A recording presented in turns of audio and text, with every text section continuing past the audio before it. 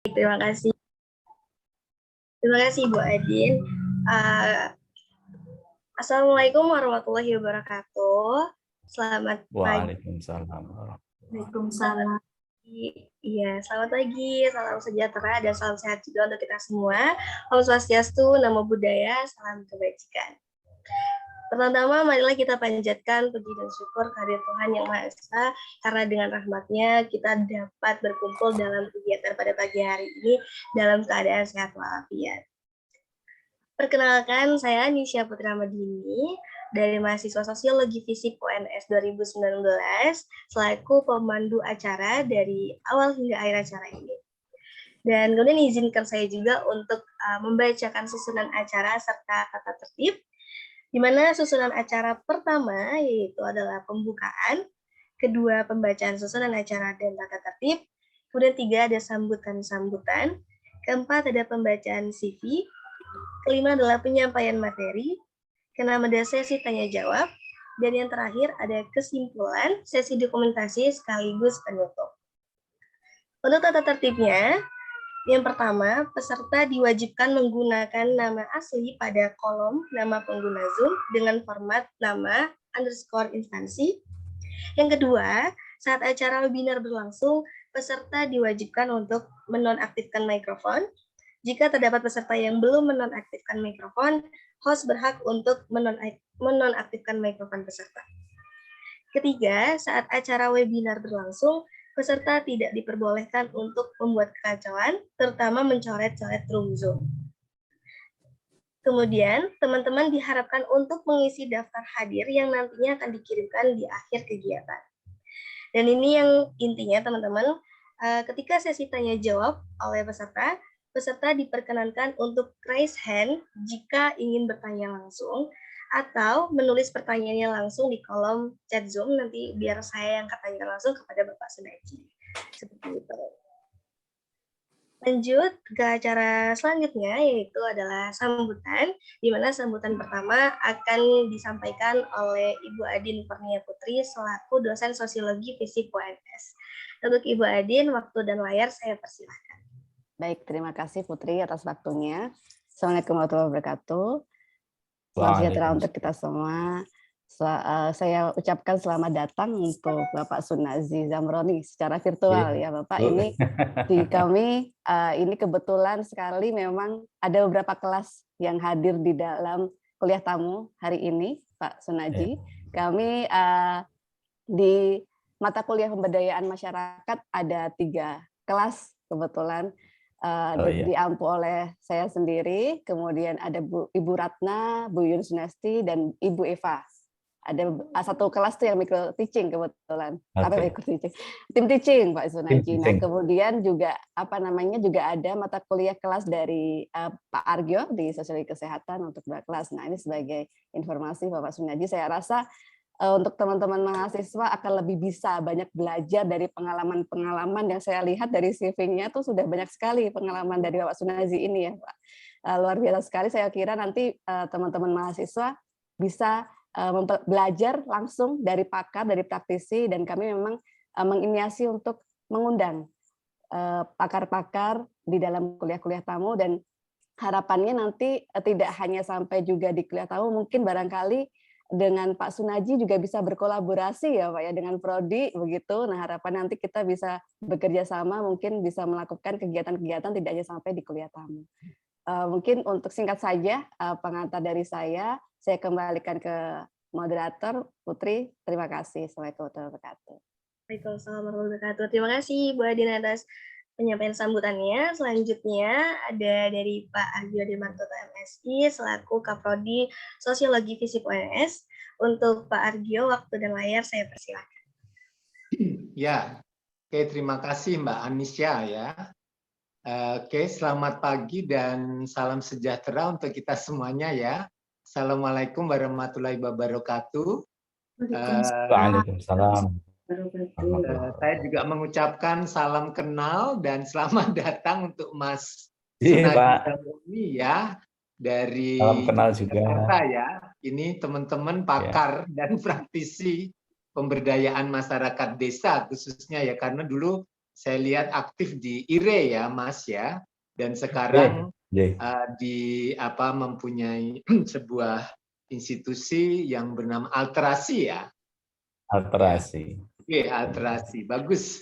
Baik, seperti kita ketahui teman-teman bahwa masyarakat baik itu di desa, di kota maupun masyarakat di pinggiran itu sebenarnya mempunyai potensi yang ada di dalam diri dia sendiri, kemudian di dalam wilayahnya, potensi lokal dan lain sebagainya, akan tetapi belum banyak yang mungkin tidak dikembangkan dengan baik sehingga masyarakat tersebut menjadi tidak sejahtera. Nah, upaya kita di sini nanti teman-teman akan banyak belajar dari Mas Sunaji bagaimana memberdayakan masyarakat tersebut agar masyarakat itu mampu berinisiatif untuk katakanlah mengembangkan potensi yang ada, memperkuat kelembagaan masyarakat agar masyarakat itu mampu mewujudkan kemampuan,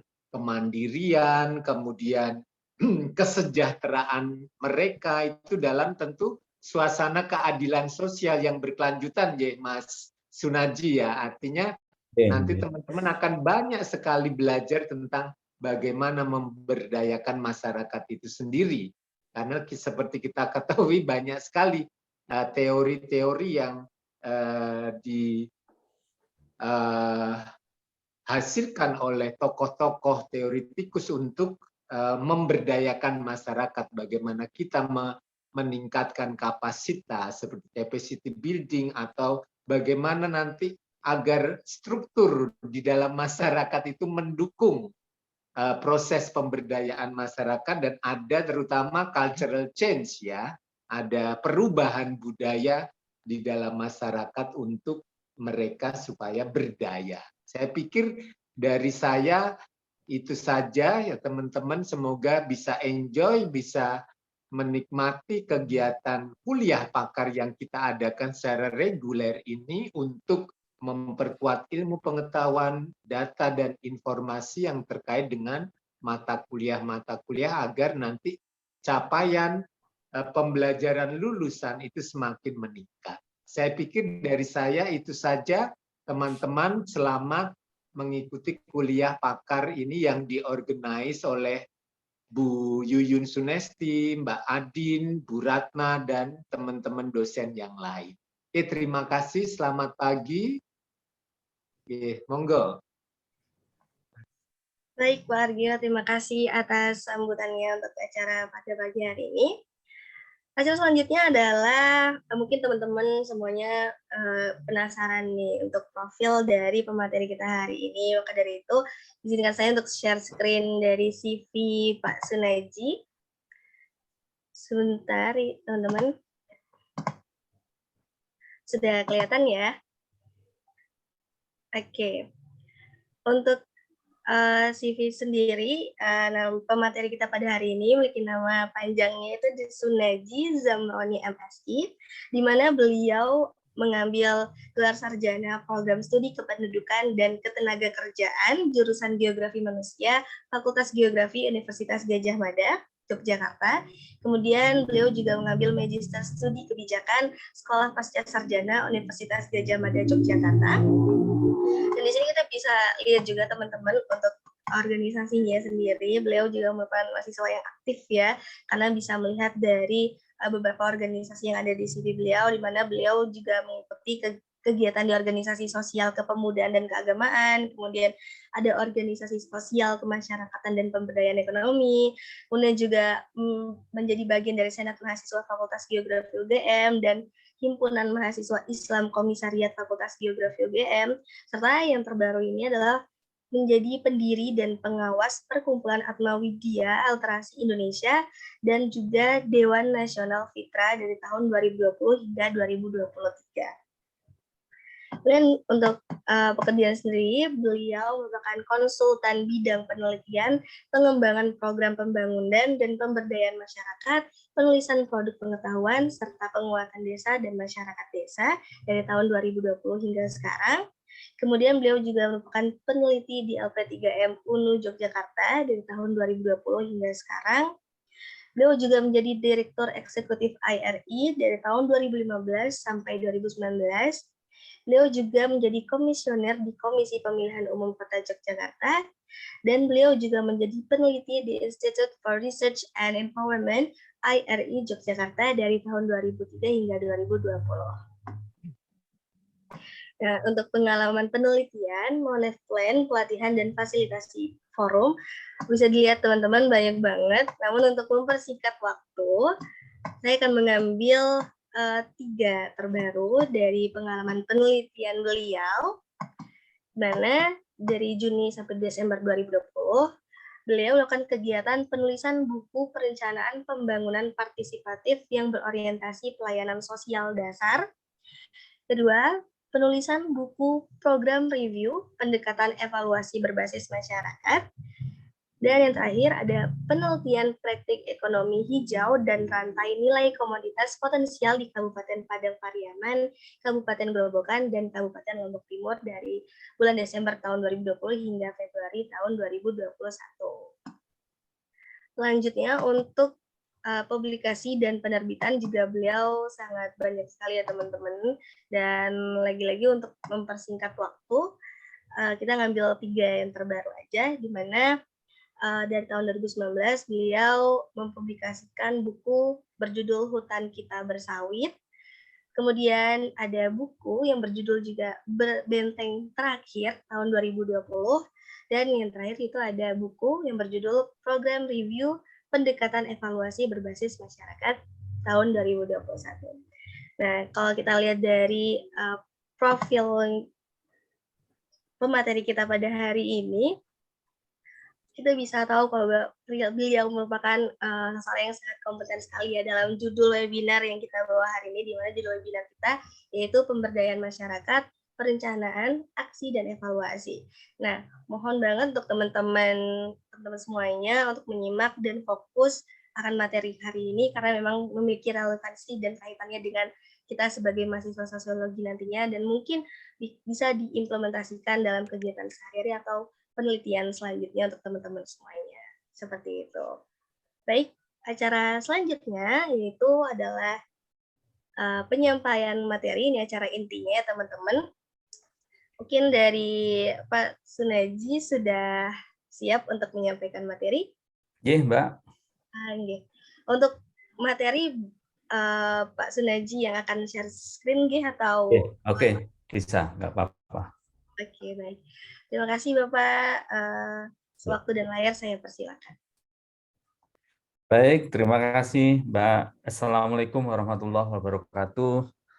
Selamat pagi, salam sejahtera untuk kita semua. Bapak Kepala Prodi Sosiologi UNS yang saya hormati, Ibu-Ibu dosen Sosiologi yang saya hormati, teman-teman mahasiswa, mahasiswi. Yang pertama kali saya harus kembali mengaturkan permohonan maaf karena 30 menit saya ngemplang dari jadwal karena ada jadwal booster yang harus pagi-pagi saya lakoni. Semalam baru muncul jadwalnya sehingga saya harus kejar jadwal itu. Mohon maaf. Baik, sambil saya share screen bahan. Pertama kali saya mengaturkan terima kasih kepada program studi Sosiologi UNS Solo yang telah mengundang saya mempercayakan pembelajaran ini kepada saya melalui Bu Yuyun.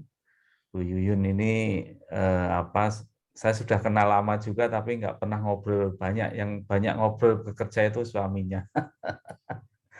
Dulu sama-sama di IRE. Nah, Bapak Ibu, seperti yang sudah diagendakan, saya diminta untuk berbagi pengalaman dan juga pengetahuan soal pemberdayaan masyarakat.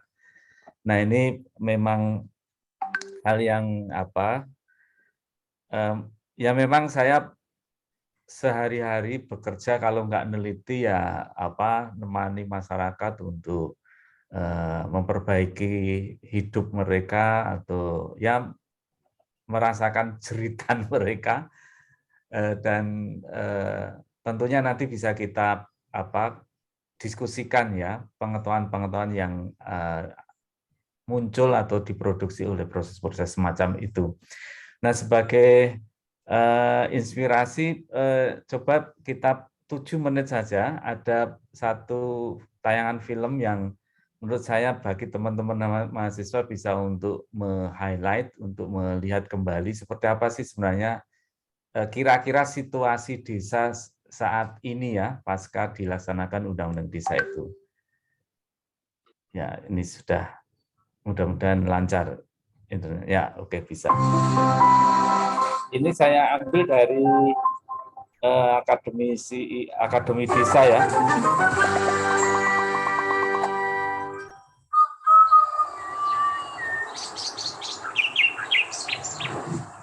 Bapak Ibu sekalian, agenda kita berikutnya adalah membahas penjualan ikan mujair yang turun beberapa bulan ini. Saya mendapat laporannya dari Kepala BUMDes. Saya rasa ada baiknya isu ini kita bicarakan solusinya. Desa sebelah juga membudidayakan ikan mujair, Pak. Ya, mungkin kita harus menambah jenis ikan yang dijual. Menjual ikan nila, tapi ikan mujair tetap tidak meningkat penjualannya. Diversifikasi budidaya ikan memang bisa dilakukan jika kita memperluas embung desa, tapi tidak menyelesaikan isu penurunan penjualan ikan mujair kita.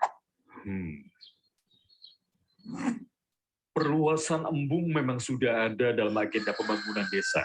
Tapi saya rasa solusi yang tepat adalah melakukan ekspansi prukades kita. Bagaimana maksud Bapak? Sepertinya halnya kita mengolah bawang merah hasil bumi desa kita.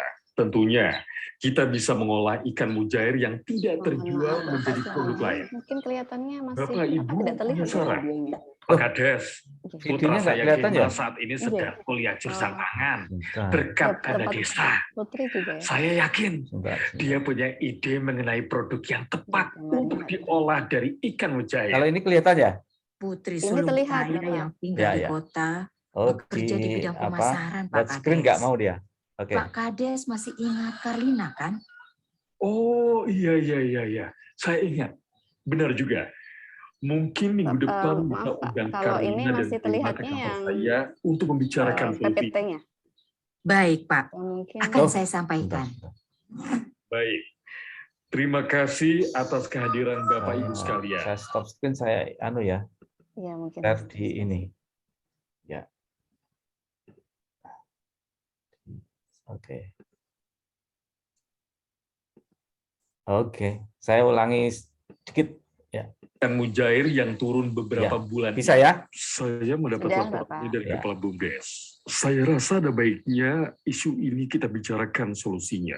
Desa sebelah juga membudidayakan ikan mujair, Pak. Ya, mungkin kita harus menambah jenis ikan yang dijual. Menjual ikan nila, tapi ikan mujair tetap tidak meningkat penjualannya. Diversifikasi budidaya ikan memang bisa dilakukan jika kita memperluas embung desa, tapi tidak menyelesaikan isu penurunan penjualan ikan mujair kita. Perluasan embung memang sudah ada dalam agenda pembangunan desa. Tapi saya rasa solusi yang tepat adalah melakukan ekspansi prukades kita. Bagaimana maksud Bapak? Sepertinya halnya kita mengolah bawang merah hasil bumi desa kita. Tentunya kita bisa mengolah ikan mujair yang tidak terjual menjadi produk lain. Bapak Ibu punya saran? Pak Kades, putra saya Kemal saat ini sedang kuliah jurusan pangan berkat dana desa. Saya yakin dia punya ide mengenai produk yang tepat untuk diolah dari ikan mujair. Putri sulung saya yang tinggal di kota bekerja di bidang pemasaran, Pak Kades. Pak Kades masih ingat Karlina kan? Oh iya. Saya ingat. Benar juga. Mungkin minggu depan bisa undang Karlina dan Gema ke kantor saya untuk membicarakan solusi ini. Baik, Pak. Akan saya sampaikan. Baik. Terima kasih atas kehadiran Bapak Ibu sekalian. Kelanjutannya akan saya dan Kepala BUMDes informasikan ke Bapak Ibu.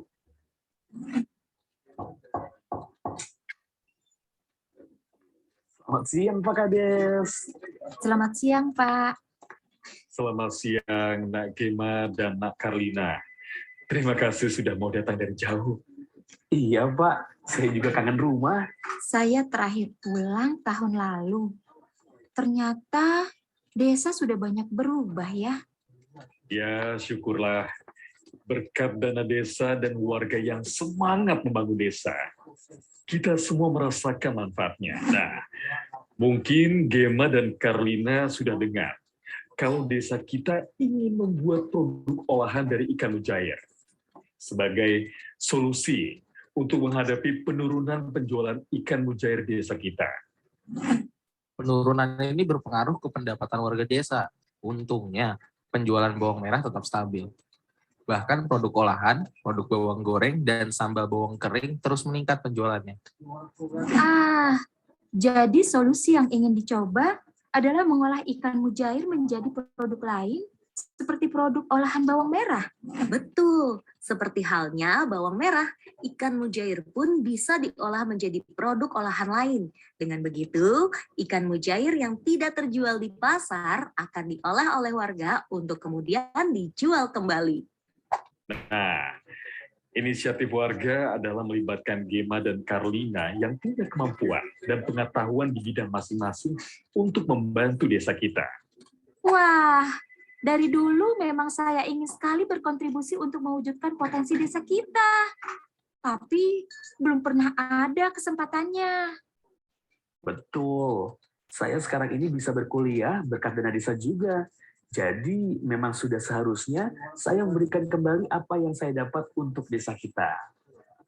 Saya senang sekali mendengar antusias kalian. Nah, sekarang ini kita perlu menentukan produk olahan apa yang tepat untuk kita produksi. Sepaham saya. Ikan mujair bisa diolah menjadi berbagai makanan lain. Betul, Pak. Ikan bisa diolah menjadi berbagai macam jenis makanan. Mungkin sudah tidak asing dengan yang namanya kerupuk ikan.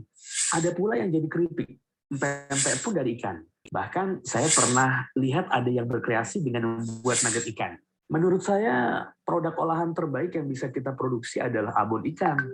Produksinya mudah, dan kita bisa memberikan beberapa tingkat kepedesan agar produk itu beragam. Itu ide bagus, Gema. Produk abon ikan memang mudah dan tidak sepasaran kerupuk ikan. Waduh. Ada baiknya juga kita mulai memasarkan produk abon ikan ini beserta produk lainnya di bawah suatu brand milik desa kita. Lalu setelah itu kita mulai pasarkan secara digital. Wah, digital marketing ya. Saya dengar itu sangat efisien. Benar sekali, Pak. Saat ini sudah ada beberapa website yang memasarkan produk desa secara digital. Melalui digital marketing, kita bisa menggapai lebih banyak pembeli. Kita akan menggunakan media sosial untuk memasarkan produk-produk dari Desa Harapan. Kemudian, menjual produk seperti bawang goreng dan abon ikan ini ke restoran-restoran di perkotaan dan juga ke toko-toko oleh-oleh khas daerah di berbagai tempat wisata sekitar Desa Harapan. Baik, berarti Gema dibantu Kepala BUMDes akan bertanggung jawab dalam proses produksi abon ikan bersama warga. Sementara Karlina dibantu staf BUMDes dan pendamping desa untuk mengurus perizinan tentang brand dan menyiapkan digital marketingnya. Siap, Pak. Setuju. Saya beli satu ya, Pak. Wah, oke, siap Pak Kades. Kualitas produk selalu dijaga ya, Bu? Oke, Pak. Penjualan pun semakin lancar dengan lapak online. Berawal dari penjualan yang turun, Desa Harapan ini malah memanfaatkannya menjadi batu pijakan untuk meningkatkan pendapatan dan terus memberdayakan warganya. Inilah yang terjadi kalau kita sebagai desa bersatu, proaktif dalam pembangunan desa, didukung inovasi generasi muda desa seperti Gema dan Karlina. Semoga desa-desa lain juga memberdayakan generasi mudanya untuk membangun desa.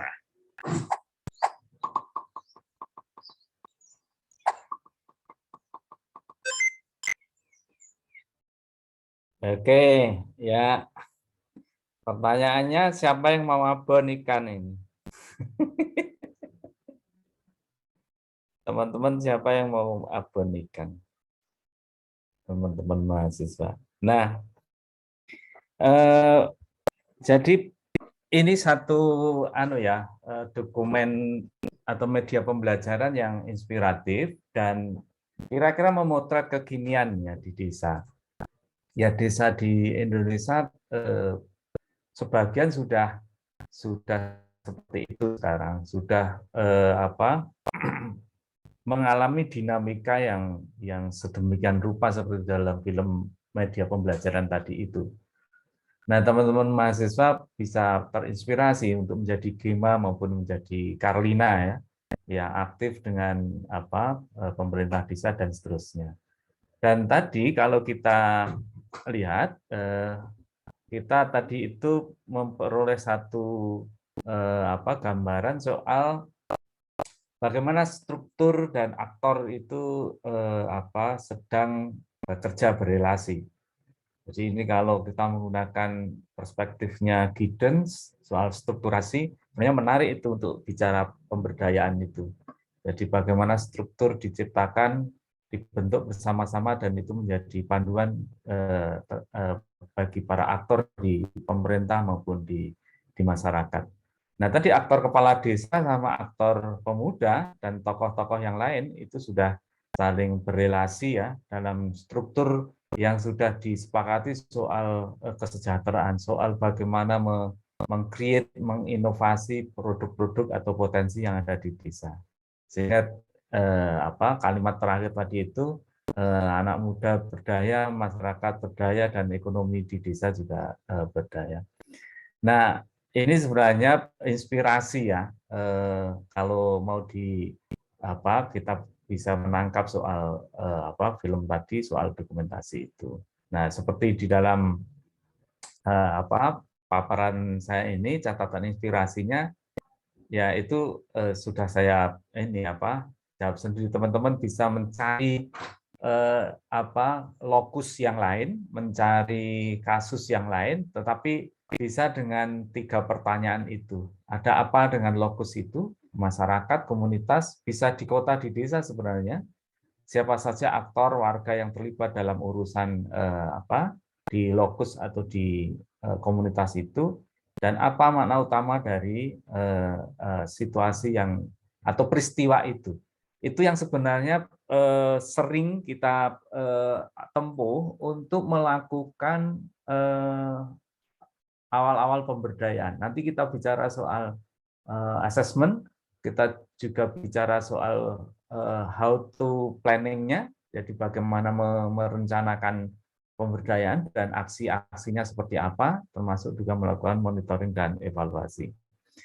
Nah, kalau kita bicara soal pemberdayaan, sebenarnya kita tidak lepas dari perdebatan paradigma, teori, dan juga praktek yang ada di kita. Bisa jadi teman-teman dosen, Bapak Ibu dosen di sosiologi ini sudah khatam lah ya, karena ini menjadi apalagi sosiologi, ini kitab diskurs yang utama bagi teman-teman mahasiswa. Jadi gambar yang samping kiri saya atau Anda juga yang kapitalisme ini sesungguhnya dulu yang terjadi dengan Indonesia bahkan sampai hari ini sebenarnya. Ya, ini ilustrasinya itu dalam bentuk mekanisasi pertanian atau modernisasi pertanian. Jadi paradigmanya sebenarnya kapitalisme. Turunannya adalah ada teori pembangunan. Nah, di Indonesia terutama 32 tahun Orde Baru, tahun 66 sampai 98, dan sebenarnya sekarang juga masih berlangsung, baik eranya Presiden Gus Dur, Megawati, SBY, dan juga sampai Jokowi itu, pembangunanisme itu masih kuat ya, developmentalisme itu masih kuat, karena ya ini adalah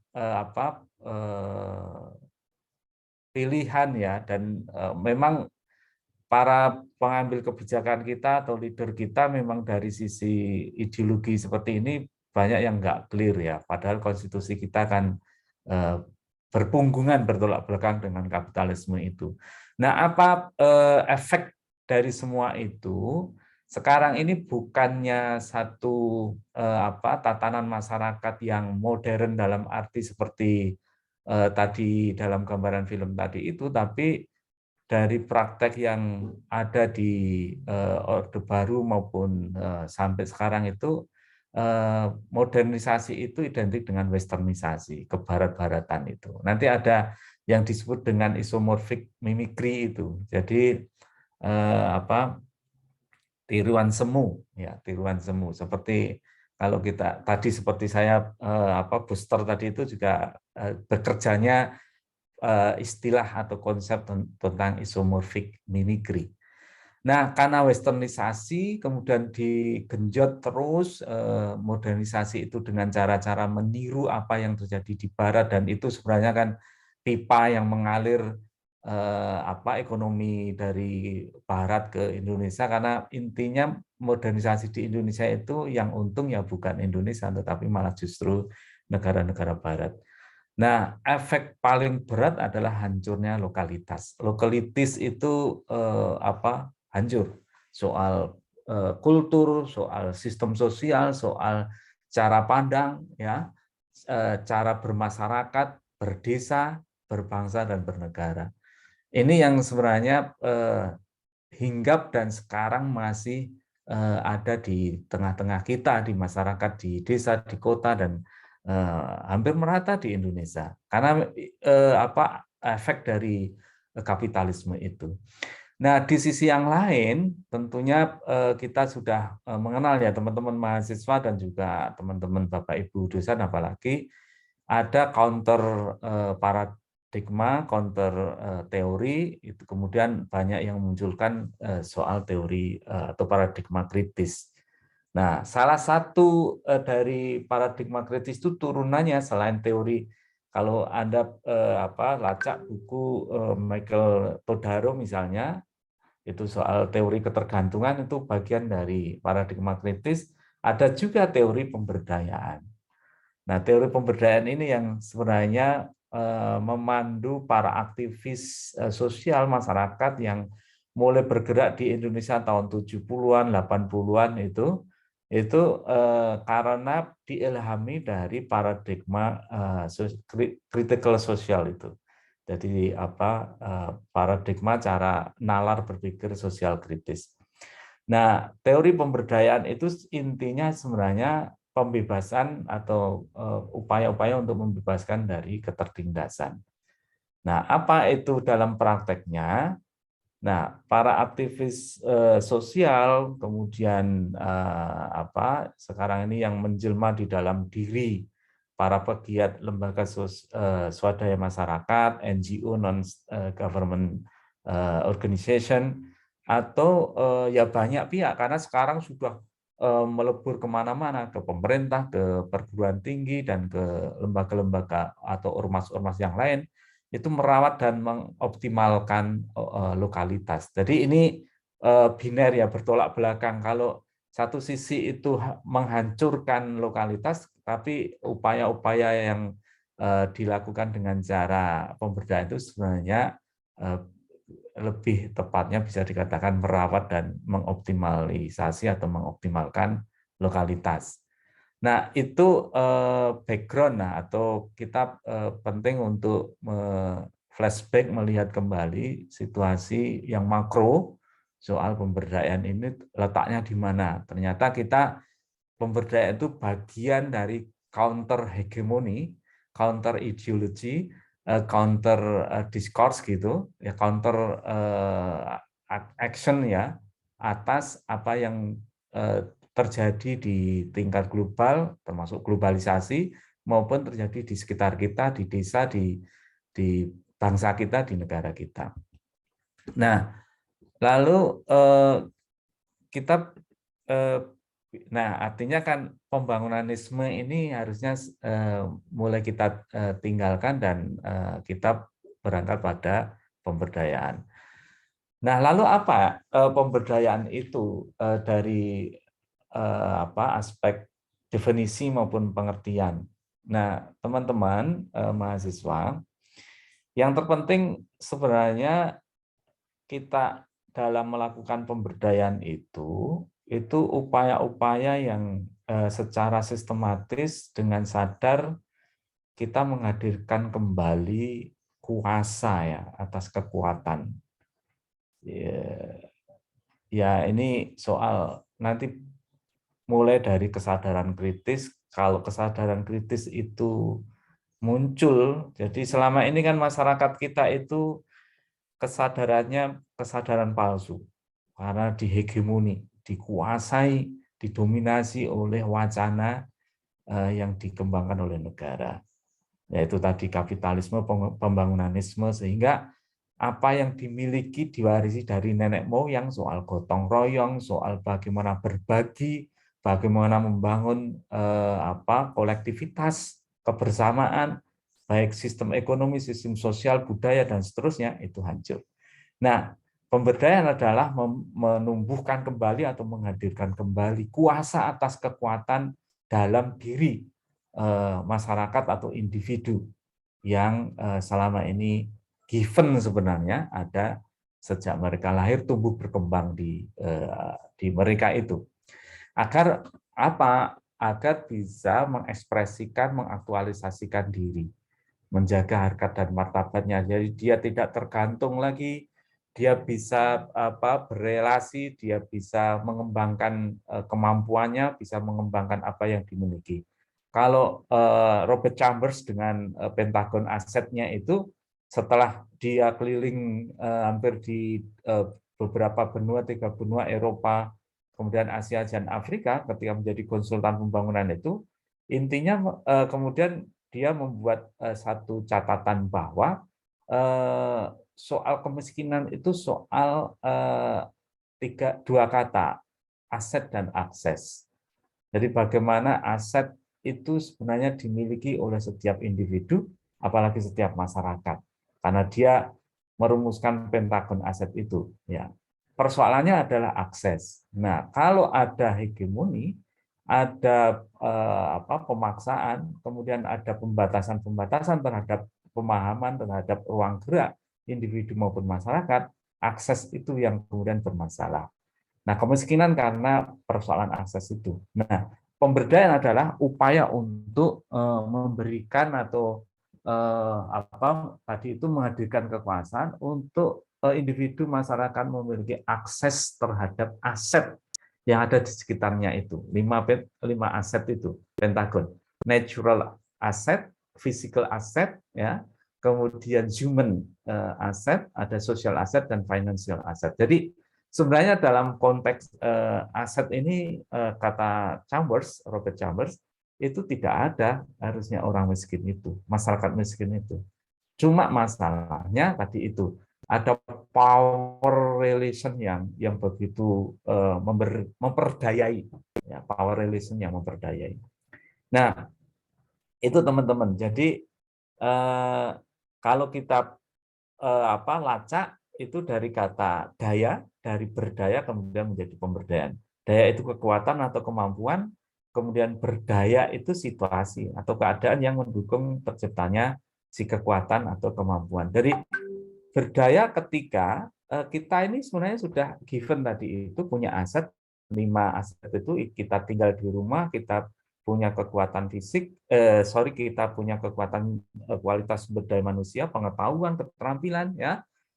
Kita punya alam, physical natural asset, kita punya infrastruktur physical asset, kita punya social asset, kita punya tetangga, keluarga, ya, dan juga desa, kota, itu semua social asset yang di sana ada nilai, ada tata sosial dan seterusnya. Dan kita financial assetnya ada.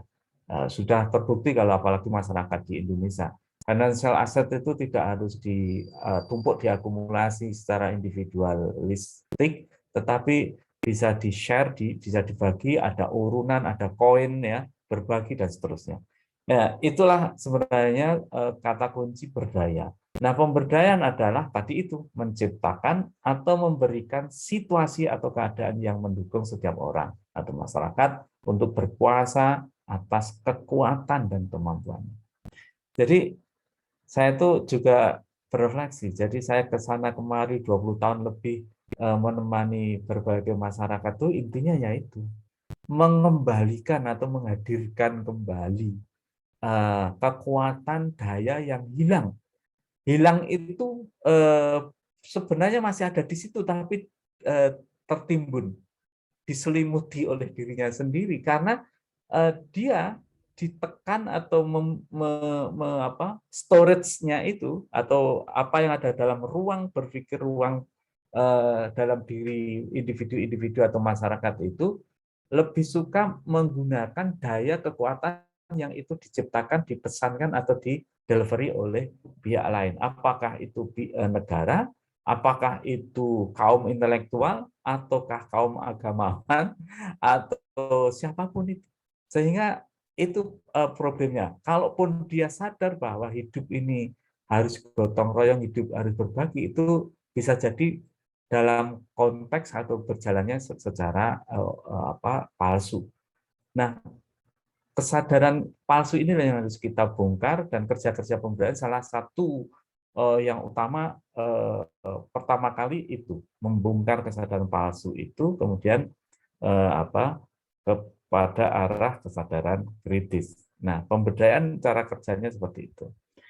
Nah, lalu apa sih visi misi dari pemberdayaan? Jadi teman-teman tadi sebenarnya sudah tersirat ya dalam pengertian definisi itu.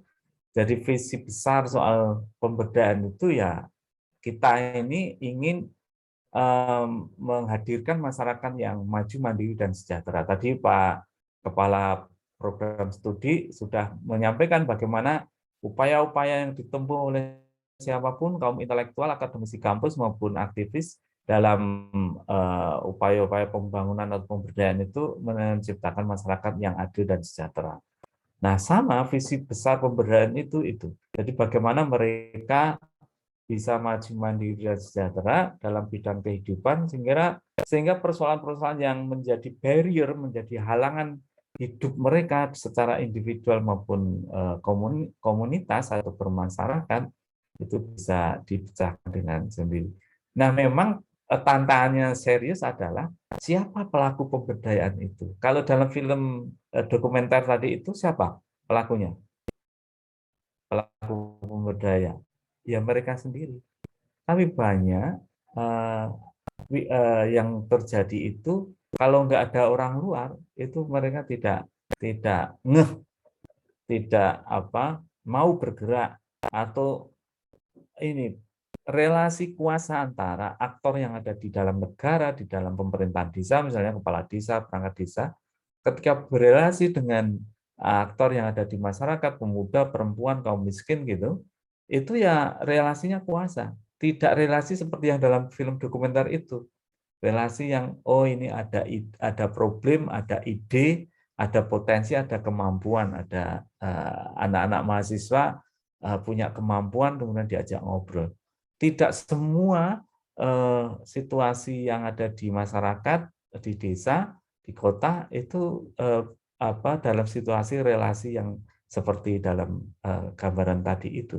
Nah, empowerment, pemberdayaan adalah tugasnya untuk mewujudkan itu. Nah, misi besarnya dari pemberdayaan adalah bagaimana mempunyai kuasa dan kemampuan untuk mengembangkan diri, mendayagunakan semua potensi yang ada. Apakah tadi itu, kalau potensi itu ya alamnya seperti apa, sarana prasarana infrastrukturnya seperti apa, dirinya, temannya, tetangganya, ya potensi sumber daya manusianya, kemudian modalitas sosialnya, kemudian daya dukung keuangannya seperti apa kalau kita menggunakan Pentagon Asset. Nah, ini sebenarnya misi pemberdayaan. Nah, lalu faktor yang mempengaruhi keberdayaan. Berdaya atau tidak berdaya suatu masyarakat, seseorang, individu maupun komunitas, itu dipengaruhi setidaknya 4 faktor ini ya. Satu soal kesehatan. Nah, kualitas hidup seseorang, masyarakat, sarana prasarana kesehatan dan usia harapan hidup itu ternyata mempengaruhi, menjadi faktor penting dalam kebudayaan kita. Lalu pendidikan, ya kita bergaul, berpendidikan di formal maupun berpendidikan non formal, sehingga kita memiliki knowledge, memiliki skill, memiliki value, ya, atau yang disebutkan NPK itu, nilai, pengetahuan, keterampilan. Itu kan sebenarnya faktor penting di dalam setiap individu, ya, nilai, pengetahuan, keterampilan. Meskipun nilai pengetahuan keterampilan itu seharusnya bisa diambil, bisa diperoleh dari lembaga formal pendidikan maupun non formal pendidikan. Ketika kita berorganisasi di luar kampus, ketika kita kuliah di kampus, atau kita beraktivitas di masyarakat, sebenarnya kita dalam rangka untuk memperkuat NPK tadi itu, nilai pengetahuan keterampilan. Nah, sosial budaya juga penting. Bagaimana tata nilai kelembagaan dan juga pola hubungan antar individu dan kelompok itu penting, menjadi faktor penting. Kita tinggal di masyarakat yang nilai-nilai sosial budayanya itu tidak mendukung bagi aktivitas kita berekspresi, berinovasi, itu kita juga akan seperti bibit unggul atau benih yang unggul itu di lahan tandus. Dulu saya sama suaminya Bu Yuyun ini membuat buku Menabur Benih di Lahan Tandus. Jadi ketika kita ini berpendidikan tinggi, kita punya NPK tadi, tapi kita tinggal di masyarakat yang sosial budayanya tandus, jadi tidak menghargai perbedaan, tidak menghargai keragaman, tidak menghargai ide-ide dari orang muda, seperti dalam film Si Gema dan Karlina tadi itu kita juga tidak bisa memperbaiki situasi, karena itu tandus. Kita harus suburkan, kita harus gemburkan dulu. Termasuk penguasaan yang keempat itu faktor penguasaan akses sumber-sumber kemajuan ekonomi. Ya, pentingnya akses itu di sini. Jadi akses modal, akses peningkatan sumber daya manusia, akses lapangan kerja, akses pasar.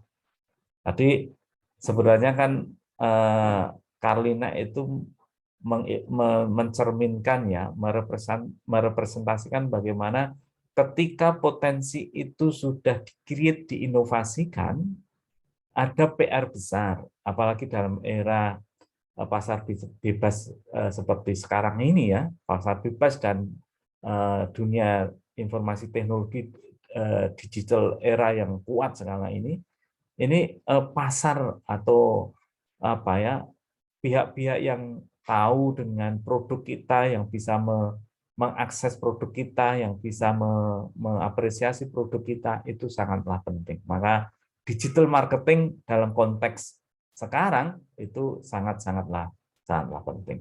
Itu faktor yang mempengaruhi kebudayaan. Nah, kalau strategi bentuk pemberdayaan macam-macam, ya. Ini soal pilihan-pilihan bisa dilakukan bersama-sama dalam satu paket pemberdayaan atau bisa menjadi prioritas. Misalnya pengorganisasian masyarakat, penguatan kelembagaan, pengembangan SDM atau pengembangan usaha-usaha ekonomi. Jadi misalnya yang saya akan kunjungi di minggu-minggu depan itu empat-empatnya kita lakukan itu. Jadi bagaimana melakukan pengorganisasian, melakukan penguatan kelembagaan, melakukan penguatan sumber daya manusia, sekaligus memperkuat potensi dan juga inovasi mereka dalam aspek-aspek ekonomi, sosial, dan budaya, bahkan sampai politik. Nah, itu soal strategi dan bentuk. Nah, tantangannya sekarang adalah bagaimana, nah ini sebenarnya kan yang menjadi tema besar, ini sebenarnya soal planning, action, sama evaluation. Nah, itu kan. Nah, tapi teman-teman, ada 4 hal. Yang terpenting sebenarnya seperti yang dilakukan oleh Pak Kepala Desa tadi itu. Jadi dia mampu mengidentifikasi kebutuhan atau masalah.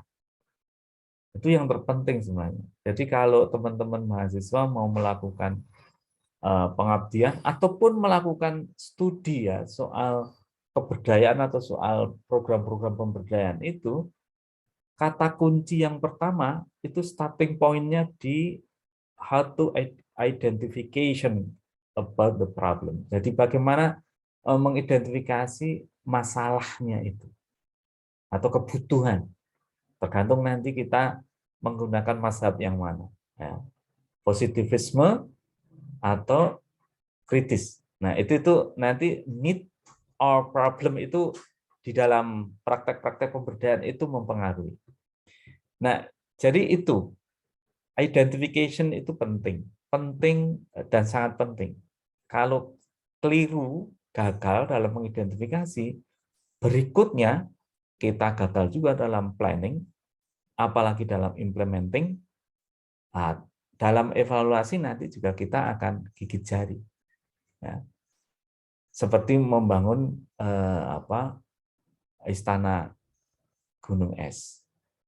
Jadi kita kerja keras, input kita mobilisasi, dana, sumber daya, tapi begitu kita tinggalkan itu hancur. Karena tidak ada belonging, tidak ada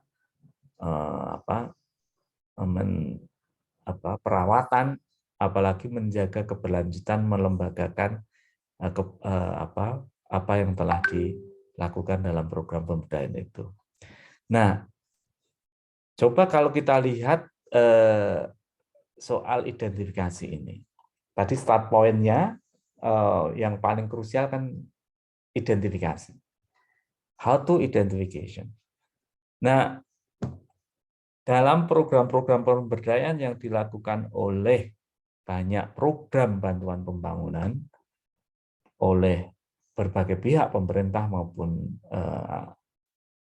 akademisi maupun teman-teman LSM, itu kan kata-kata kunci NA, need assessment, itu selalu menjadi pegangan ya. Ini harus ada need assessment dulu. Penjajakan kebutuhan. Nah, nanti kalau need assessment ini sudah dikenali atau problem mapping juga bisa. Nah, banyak istilah sih sebenarnya, tapi saya hanya menggunakan dua istilah yang kontras saja, need assessment. Nah, need assessment itu sebenarnya nanti arahnya untuk mengklarifikasi atau paling tidak menjadi bekal saat planning para perancang program dengan menggunakan pendekatan logical framework atau kerangka berpikir logis, rantai hasil lah, result chain atau level of objective. Nanti kita bicara itu. Nah, tapi di sisi yang lain, tidak need assessment yang diidentifikasi itu, tetapi problem assessment. Bahkan seorang perencana atau perancang program pemberdayaan mestinya harus bisa menemukan meta problem dari masyarakat atau komunitas yang akan kita berdayakan, akar masalahnya itu. Tadi sebenarnya ada perdebatan kan, diskurs soal pro kontra soal menurunnya ikan mujair, menurunnya daya jual ikan mujair di desa tersebut itu. Nah, sebenarnya akar masalahnya apa sih? Oh, ternyata akar masalahnya itu adalah kompetisi di pasar terhadap produk itu. Ya kan, kalau akhirnya jatuhnya kan tadi idenya yang disepakati dan ketemu adalah value added, nilai tambah dari ikan mujair dan produk turunannya itu. Bukan kemudian memperluas embungnya masalahnya, karena mungkin kurang populasi. Populasi ikan mujair yang ada saja, daya jualnya sudah turun. Apalagi diperluas. Perdebatannya kan begitu.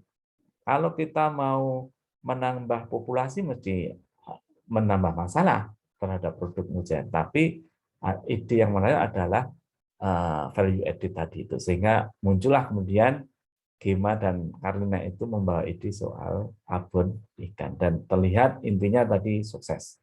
Nah, problem assessment. Yuk kita berangkat ke sini, ke perencanaan. Nah, kalau kita bicara perencanaan, kita lagi-lagi bicara metodologi. Ini sangat sosiologis. Maksudnya sangat prodinya sosiologi. Ilmunya sosiologi ini. Jadi ya metodologi berpikir itu penting bernalar itu. Jadi ini yang akan menentukan sebenarnya kita ini tersesat dalam paham atau tidak. Nah, kalau kita bisa membedakan, ini ringkas saja yang sering terjadi di program-program pemberdayaan itu, setidaknya ada 3 kelompok besar kerangka filosofis ini yang membimbing atau menaungi. 1, positivisme. Nah, ujungnya ini program-program bantuan pembangunan yang dilakukan oleh banyak donor di era-era tahun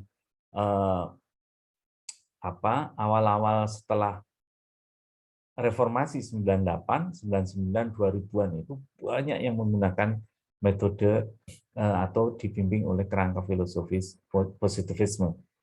Nah, apa ya itu? Salah satu metodenya adalah logical framework approach. Ya. Jadi sebab akibat kausalitas, isomorphic mimicry. Jadi seolah atau tiruan yang semu. Jadi masyarakat itu ya diajak untuk meniru satu role model yang ada di komunitas di ujung dunia sana, di barat, di Eropa, di mana yang para perencana atau para pemilik pengetahuan program itu menganggap itu sukses.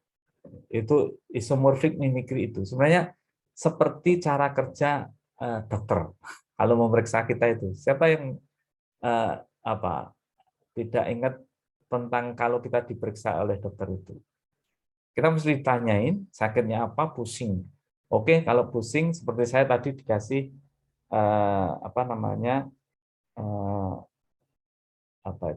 obat penurun panas itu, ya. Atau teman-teman kalau ketika periksa ke dokter tuh bilang pusing, batuk, sudah ini diminum 3 kali sehari obat batuknya, yang pusing ini sama 3 kali sehari. Nanti kalau tidak ada perubahan, nanti kembali ya selama 3 hari atau 4 hari. Itu kan sebenarnya cara-cara kerja isomorphic mimicry juga. Nah, di dalam cara kerja positivisme dengan log frame itu juga seperti itu. Ya, jadi on dash setelah ada need assessment tadi itu kemudian membuat satu kerangka logis. Jadi mulai dari impact sampai input, dana, uang digunakan untuk membiayai kegiatan menghasilkan output menghasilkan intermediate outcome atau bahkan use of output, kemudian menghasilkan intermediate, menghasilkan outcome menghasilkan impact. Itu log frame. Dan kalaupun nanti beda di lapangan, ya mereka kemudian ada assumption, ada justifikasi itu. Nah, post-positivisme seperti yang kita pelajari di dalam mazhab post-positivisme, dia kan tidak terlalu percaya dengan bahwa individu peneliti ataupun para pegiat itu bisa menemukan atau bisa bekerja dengan kebenaran yang dipandu oleh kaidah hukum alam. Tapi dia harus cek langsung, tidak bisa berjarak. Itu sebenarnya hampir-hampir sama dengan cara kerja mazhab kritis ya. Sehingga post-positivisme itu campur aduk ya. Sekarang ini banyak juga terjadi di program-program yang mulai tahun-tahun 2010-an, 2015-an bahkan ya. Itu campuran antara pendekatan positivisme dan kritis. Jadi ada log frame ya dalam perencanaan itu, tetapi kemudian ada teori of change, teori perubahan. Nah, itu yang terjadi. Nah, kalau kita bicara ingin melakukan perubahan sosial, sebenarnya dalam kerangka filosofisnya itu kita masuk dalam kerangka filosofis kritis. Nah, apa metodenya? Metode yang digunakan untuk perencanaan sebenarnya nanti adalah outcome mapping ataupun theory of change.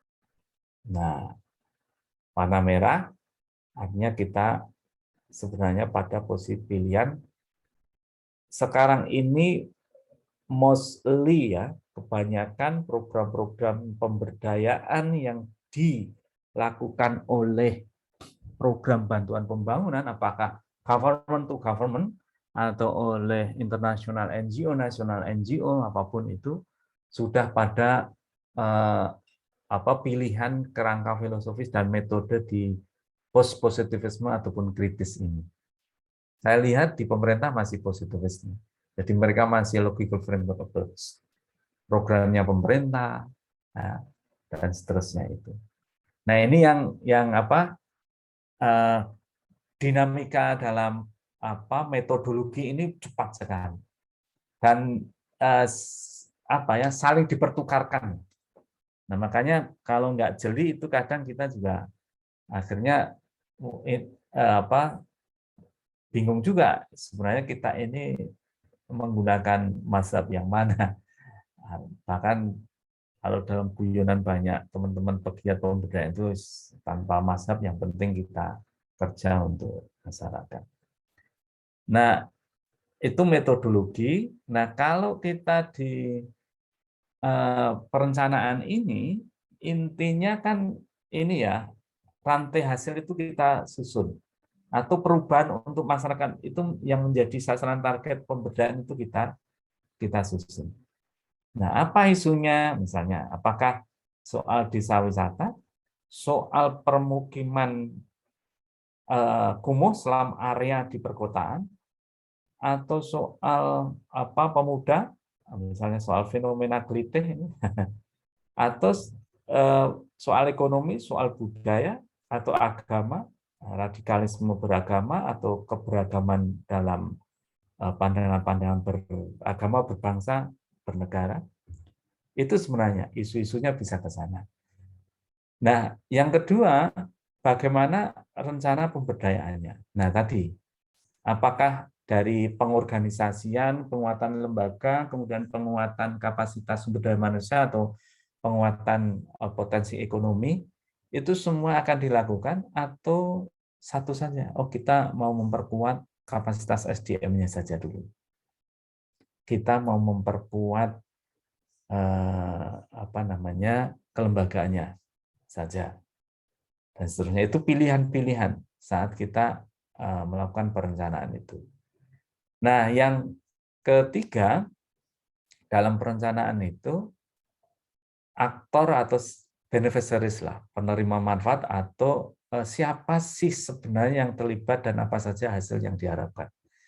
Nah itu, jadi teman-teman mahasiswa bisa, kalaupun mau exercise atau eksperimen, mau bereksperimen soal pemberdayaan ini, bisa dalam rangka pengabdian mahasiswa ya ke masyarakat kota atau ke masyarakat desa, itu bisa menggunakan langkah-langkah dalam perencanaan itu 3 hal ini. Tentukan isunya, kemudian kita mau bentuk pemberdayaannya itu seperti apa ya, dan siapa dan target perubahannya itu apa. Siapa yang mau kita berdayakan dan kita hasil yang diharapkan atau perubahan yang diharapkan itu seperti apa. Nah, ini perencanaan. Nah, tadi ini ragam perencanaan program ya. Kalau need assessment itu larinya nanti ujungnya ke rantai hasil, result chain. Nah, itu logical framework matrix. Jadi ada matrix, terus nanti ada Monef plan. Nah, kalau theory of change itu berangkat dari problem assessment, kemudian membangun visi perubahan bersama-sama. Mereka yang menjadi yang akan kita berdayakan itu, mereka membangun visi perubahan, termasuk menentukan area strategis yang akan dirubah, terus kemudian milestone-nya, tonggak-tonggak perubahannya itu seperti apa. Tentunya nanti sama-sama juga ada money plan. Nah, secara cepat saja ya. Nah, ini contohnya yang apa? Pohon masalah dan tujuan itu. Nah, ini matrik logical framework approach. Ya, matriknya seperti ini. Ini termasuk money plan-nya juga ya. Jadi kita ini kan sebenarnya kalau mau pemberdayaan itu mesti berangkat dari sisi kita, itu kan inputnya sumber daya.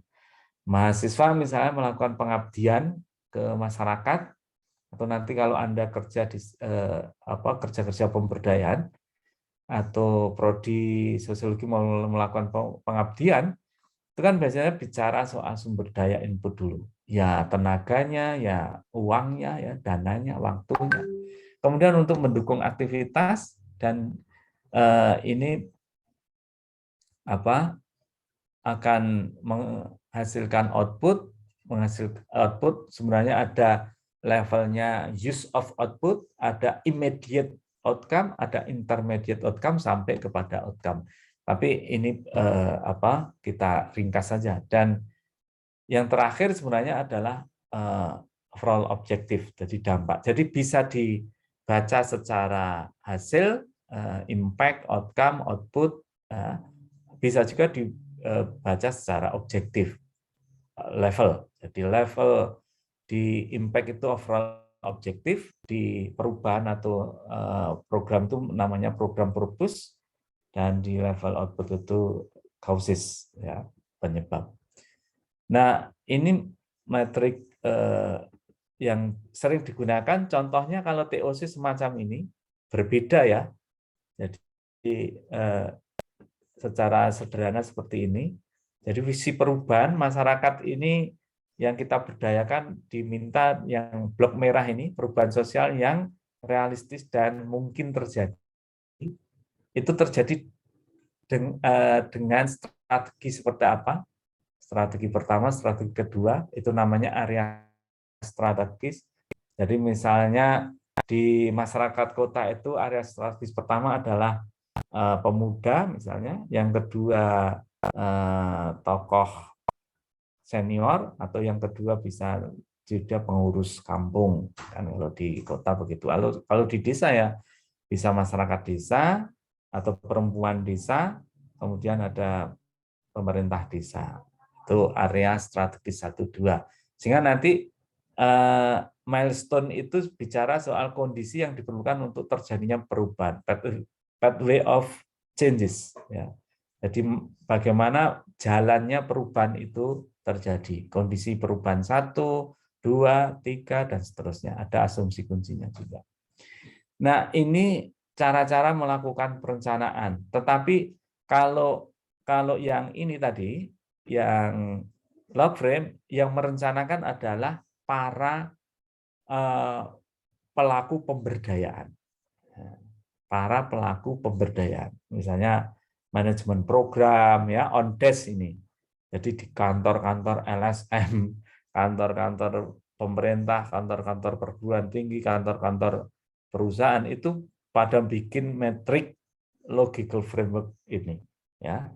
Jadi sudah on desk, dari isomorphic mimicry tadi itu membuat tiruan-tiruan semu, ya.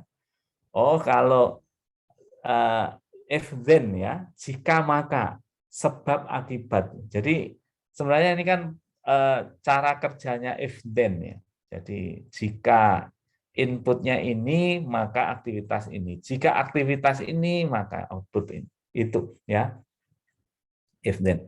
Tapi kalau yang TOC ini, dua hal yang tertayang ini, contoh TOC maupun hasil TOC ini, siapa yang melakukan? Yang orang-orang, komunitas, individu, masyarakat yang akan diberdayakan. Loh, pemberdaya atau aktivis atau pegiatnya ngapain? Dia memfasilitasi, menemani. Jadi menunjukkan jalannya ini, memfasilitasi, membantu. Jadi misalnya dia melakukan asesmen dulu, si pelaku pemberdayaan itu. Misalnya prodi sosiologi atau teman-teman mahasiswa melakukan asesmen dulu. Hasilnya kemudian dipaparkan kepada masyarakat yang berkumpul itu, ya, individu dan masyarakat berkumpul, pemerintah non pemerintah. Kemudian dari paparan itu yang problematik itu kemudian disepakati, kemudian lalu apa? What's next? Ya. Lalu apa itunya kemudian dirumuskan yang disebut dengan visi perubahan ini. Ya. Visi perubahan, dan itu bisa berdebat panjang. Nah, biasanya itu bisa seminggu, bisa 3 hari, 5 hari, tergantung kekuatan dalam berdiskusi dan merancang itu. Termasuk skop dari area pemberdayaan itu mau luas maupun atau enggak. Nah, bedanya di situ. Nah, kalau kita lihat dari sisi pelaksanaannya, unsur pelaksananya ya ini kalau ini project ya sebenarnya. Atau kalau kita bicara programnya semacam ini. Ini ada 3 kunci. Jadi sisi leadernya, ada sisi supportingnya, ada sisi on-field-nya, di lapangannya, organizer itu. Bisa disebut dengan community organizer, CO, ada atau fasilitator, atau pendamping, atau istilah lain community mover, atau ada istilah yang lain juga, FO, field officer, dan seterusnya. Itu tuh istilah-istilah industri inilah ya, program. Tetapi kalau kita berkaca dari inspirasi film dokumenter tadi itu, Bapak Ibu, teman-teman, sebenarnya kalau di tengah masyarakat itu bisa memahami atau ada aktor-aktor agent of change ya, yang sudah paham bahwa ini harus ada kita bersama-sama memberdayakan, ya, itu bisa jadi kita sebut saja mereka agent of change atau aktor-aktor kunci atau mover ya, penggerak gitu ya, social mover atau social penggerak sosial. Jadi tidak harus digerakkan oleh orang luar. Tapi kalau unsur pelaksana yang seperti saya sebut ini sebenarnya unsur pelaksana dalam konteks program atau project bantuan pembangunan. Nah, lain juga ini strateginya. Nah, ini strategi pemberdayaan. Tadi sebenarnya sudah saya sebut ya bentuk-bentuk pemberdayaan, tapi biasanya ini gambar saya ambil dalam praktek-praktek yang akhir-akhir ini. Jadi bagaimana orang muda ya, organizing itu menggerakkan ya, mengorganize ya. Jadi memobilisasi, mengumpulkan orang-orang muda, perempuan, laki-laki, itu saya waktu itu dan tim gerakan untuk peduli pada aset yang mereka miliki, pantai ini di Pulau Sumba ini. Jadi mereka dalam catatan mereka baru sekali itu mereka diorganisir, dikumpulkan. Sebelumnya itu diskusi hampir 2-3 jam mereka diskusi di gereja saat itu, meminjam gereja. Kemudian kita visit ya, dan sebenarnya ini sudah punya PR ya, mereka sudah ada banyak pengetahuan, harapan, dan juga cita-cita. Itu organizing. Capacity building ini seperti yang saya lakukan ini di sisi yang lain, tapi bisa jadi capacity building ini tidak harus di tempat-tempat atau bentuknya aktivitasnya semacam ini. Ini sebenarnya plus minus ya. Positifnya itu dengan cara-cara di dalam in-class training semacam ini bisa fokus. Artinya membongkar kesadaran palsu menjadi kesadaran kritis itu bisa efektif ya. Jadi brainwashing itu penting juga bagi orang-orang aktor yang selama ini sudah endapan atau sedimen kepalsuannya di dalam memahami, menyadari banyak hal itu harus dibongkar. Ibarat kerak itu harus dibongkar habis. Nah, cara-cara membongkarnya itu memang dengan cara-cara yang fokus di tempat yang nyaman semacam ini. Tapi tentunya nanti ada mentoring, ada pendampingan. Jadi pasca pelatihan harus ada pendampingan, ditemani ya, di rumah, di tempat apapun itu. Capacity building juga tidak harus indoor, tapi outdoor juga bisa di tempat-tempat alam dan seterusnya. Nah, ini mentoring. Nah, yang terpenting sebenarnya di ujungnya itu nanti ada apa ya? Ya ini sebenarnya knowledge management dan advocacy ya. Jadi bagaimana pengetahuan itu dikelola, dan kalau sudah terkelola pengetahuan dari hasil pemberdayaan itu, pengabdian atau pemberdayaan itu kemudian dikomunikasikan. Ya, dikomunikasikan kepada siapa? Kepada siapapun.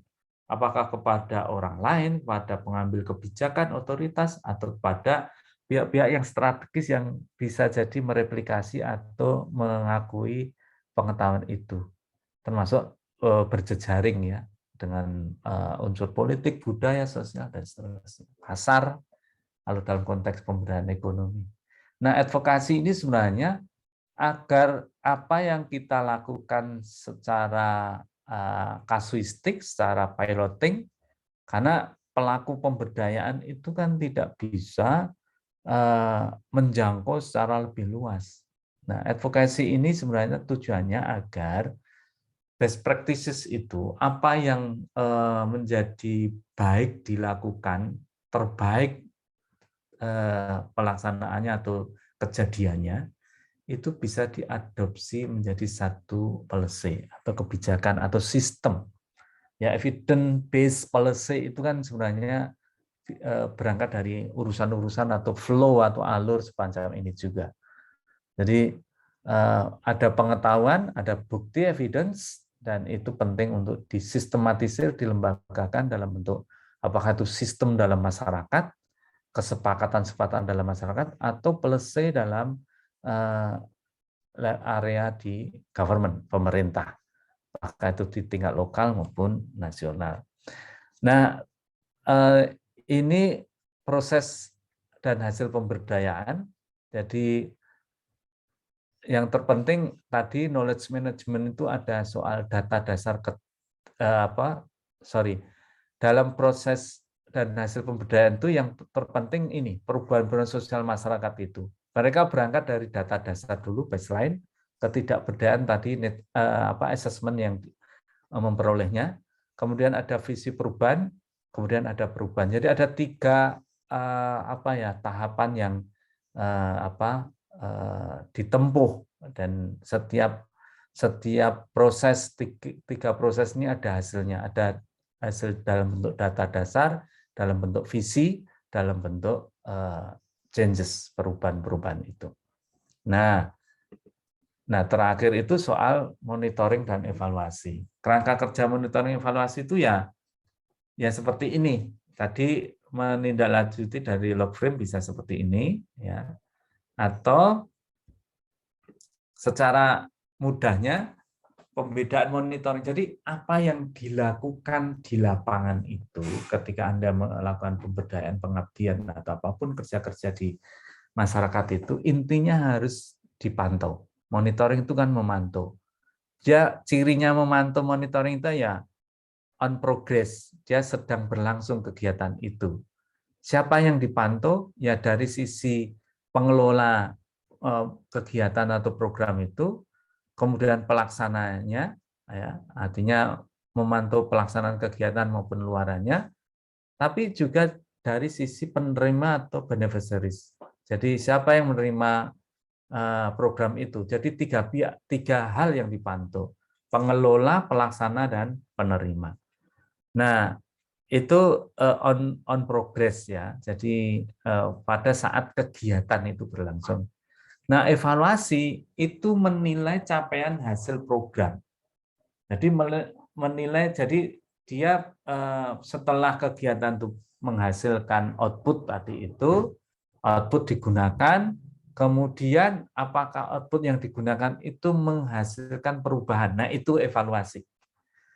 Evaluasi itu menilai capaian hasil program.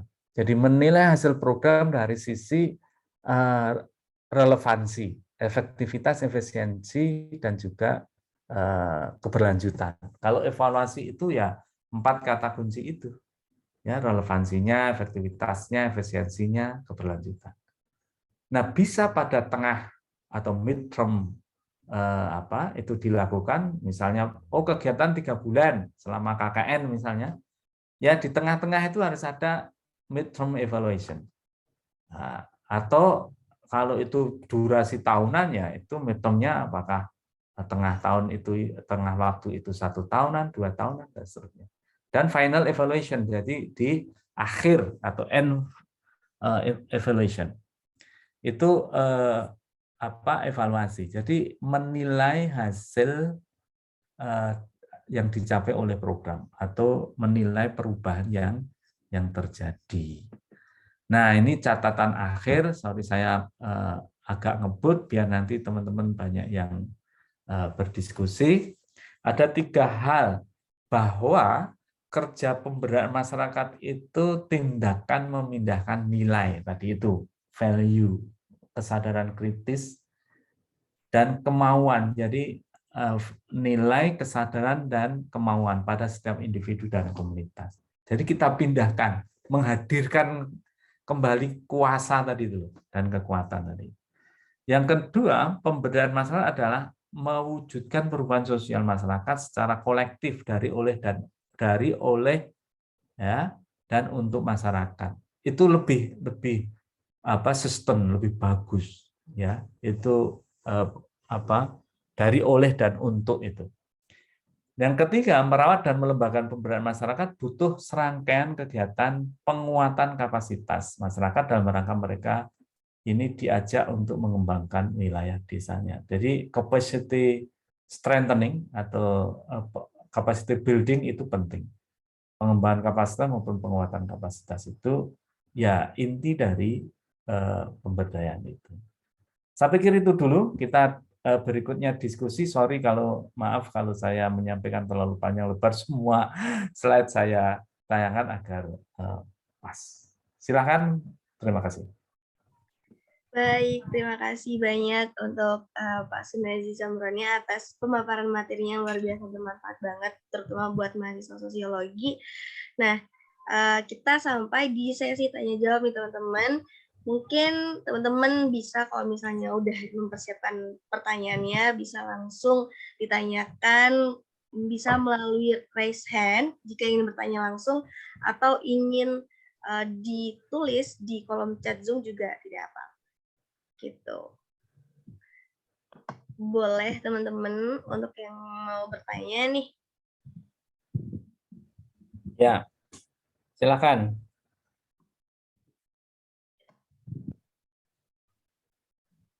Mana nih teman-teman pemberdayaan masyarakat kan punya ini ya. Oh iya. Kan tertidur ya, karena saya terlalu panjang ceritanya. Baik, ini udah ada yang ingin bertanya Pak dari Shirley Marisin. Boleh Shirley untuk on mic? Ya, selamat pagi sebelumnya Pak Sunarji. Selamat pagi Mbak. Dan Bu Adin. Izin bertanya Pak, di kampung saya itu pernah ada pemberdayaan masyarakat dari kelurahan dengan pemberian bibit ikan lele dan peralatan yang digunakan untuk membudidayakan ikan tersebut. Akan tetapi dalam pelaksanaannya hanya berjalan 1 kali panen saja dan tidak berlanjut. Entah itu karena kurangnya kesadaran masyarakat akan keberlanjutan budidaya tersebut atau dari pihak kelurahan yang lalai dalam memantau pemberdayaan. Nah, menurut Bapak, apa sih yang bisa dilakukan untuk membangun kembali budidaya ikan tersebut di kampung ini? Gitu Pak, terima kasih. Terima kasih. Itu yang paling tepat itu jawab itu Gema sama Karlina itu. Oke. Nah, ada 2 hal tadi ya yang saya sampaikan. Bisa jadi itu karena identifikasinya tadi itu, Mbak. Jadi di kampungnya itu jangan-jangan akar masalahnya bukan bukan soal mereka tidak punya aktivitas ya, atau akar masalahnya itu bukan dalam hal ekonomi yang diungkit atau digerakkan dari berternak, ya kan? Secara sosiologi masyarakat kampung itu masyarakat pekerja, ya pekerja dia butuh pekerjaan.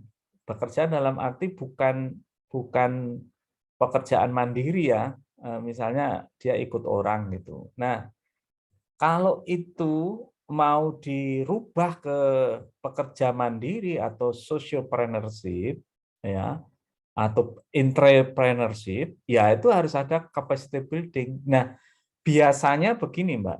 Identifikasi itu yang tadi saya sampaikan menjadi faktor krusial dan menentukan nanti delivery program atau ya program yang dikirimkan itu berhasil atau tidak, itu di situ itu. Kenapa bibit lele tidak berhasil? Bisa jadi karena faktor itu, identifikasi. 2, itu dilakukan secara kelompok atau individu di kampungnya. Secara kelompok, Pak, bapak-bapak gitu, Pak. Persis. Jadi pendekatan kelompok itu ya, itu memang mengharu biru dan itu sudah lazim, pokoknya tren. Kalau apalagi pemerintah nih. Pemerintah kalau memberi menjalankan program mau membantu ke masyarakat, sekarang itu sukanya kelompok. Hasil riset kami ya menunjukkan bahwa tadi itu Pentagon Asset tadi itu, bahwa pendekatan kelompok dalam program itu gagal. Saya beberapa waktu lalu ngobrol dengan seorang kepala daerah, akhirnya meyakini itu juga. Bilang sama saya, Mas, saya tidak sepakat dan tidak percaya dengan pendekatan kelompok untuk program-program pemerintah. Saya paparkan itu, exactly Pak. Jadi memang betul. Jadi pendekatan kelompok itu banyak gagalnya, nggak tepat karena pendekatan kelompok itu ujung-ujungnya pada mengeksklusi, ya, mengeksklusi orang-orang yang ada di dalam kelompok itu yang dia paling lemah marginal. Taruh kata misalnya 10-15 orang, ya kan? Di kelompok itu ritmenya berbeda. Ada yang sibuk, ada yang tidak, ada yang pokoknya beragam. Nah, gerak kelompok itu kan apalagi programnya pemerintah dan juga banyak juga LSM menggunakan pendekatan kelompok itu kan heavy-nya itu condongnya ke administratif. Jadi nanti sudah dikirim bibit lele itu, Mbak. Udah bentuk kelompok, Mas, sudah. Nah, saya bagi ya. Terus ada perwakilan mengikuti pelatihan. Bagaimana bibit lele dengan cara itu apakah terpal atau dengan ember ya waktu pandemi itu. Nah, yang dilatih dari setiap kelompok 2 atau 3 orang. Nah, pertanyaan dan tantangannya, temuan banyak pihak juga. 2-3 orang itu apakah lancar di dalam mentransfer pengetahuan dari pelatihan itu ke semua anggota. Itu. Nah, biasanya sering begitu dan akses-akses yang lain, ya, akses-akses yang lain. Nah, usaha bersama itu indah dibicarakan, ditulis, ya, usaha bersama itu, tetapi susah dipraktekkan. Nah, ini memang kayak romantika ya. Romantika kalau dulu kan masyarakat kita yang komunal, yang homogen gitu, sering usaha bersama. Tapi dalam dinamika industri yang menjadi trendsetter pembangunan kita, pembangunan ekonomi kita itu kan kuatnya pada sisi individualisme. Sehingga usaha bersama itu ya susah. Nah, cilakanya itu kemudian ditumpangi sebagai pendekatan utama dari pemerintah. Nah, Anda juga harus ingat, coba nanti ditelusuri soal program PNPM, Program Nasional Pemberdayaan Masyarakat. Itu adalah program nasional yang diakui oleh Bank Dunia dan digembar-gemborkan, dikampanyekan secara global. Program yang paling baik, paling sukses di dunia karena pendekatan kelompok. Tetapi community driven development semacam itu ternyata gagal juga. Gagal itu. Bahkan seorang Toby Terrell ya, seorang profesor dulu salah satu direktur di Bank Dunia, tapi sekarang menjadi profesor di Lee Kuan Yew of Public Policy School di Singapura. Itu pernah satu panel dengan saya, dengan teman-teman TNP 2K di nasional itu mengkritisi soal PNPM itu. Saya counter soal pendekatan kelompok ini. Toby Carroll itu juga mengamini. Ada bukunya, Anda bisa lacak itu di apa? Kuda Troya soal program nasional Indonesia itu.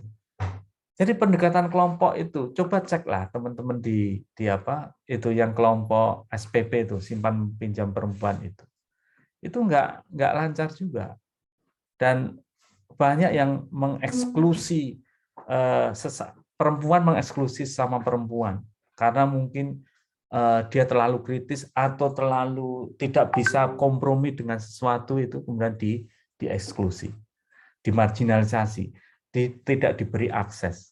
Itu tuh perluasan dari topik soal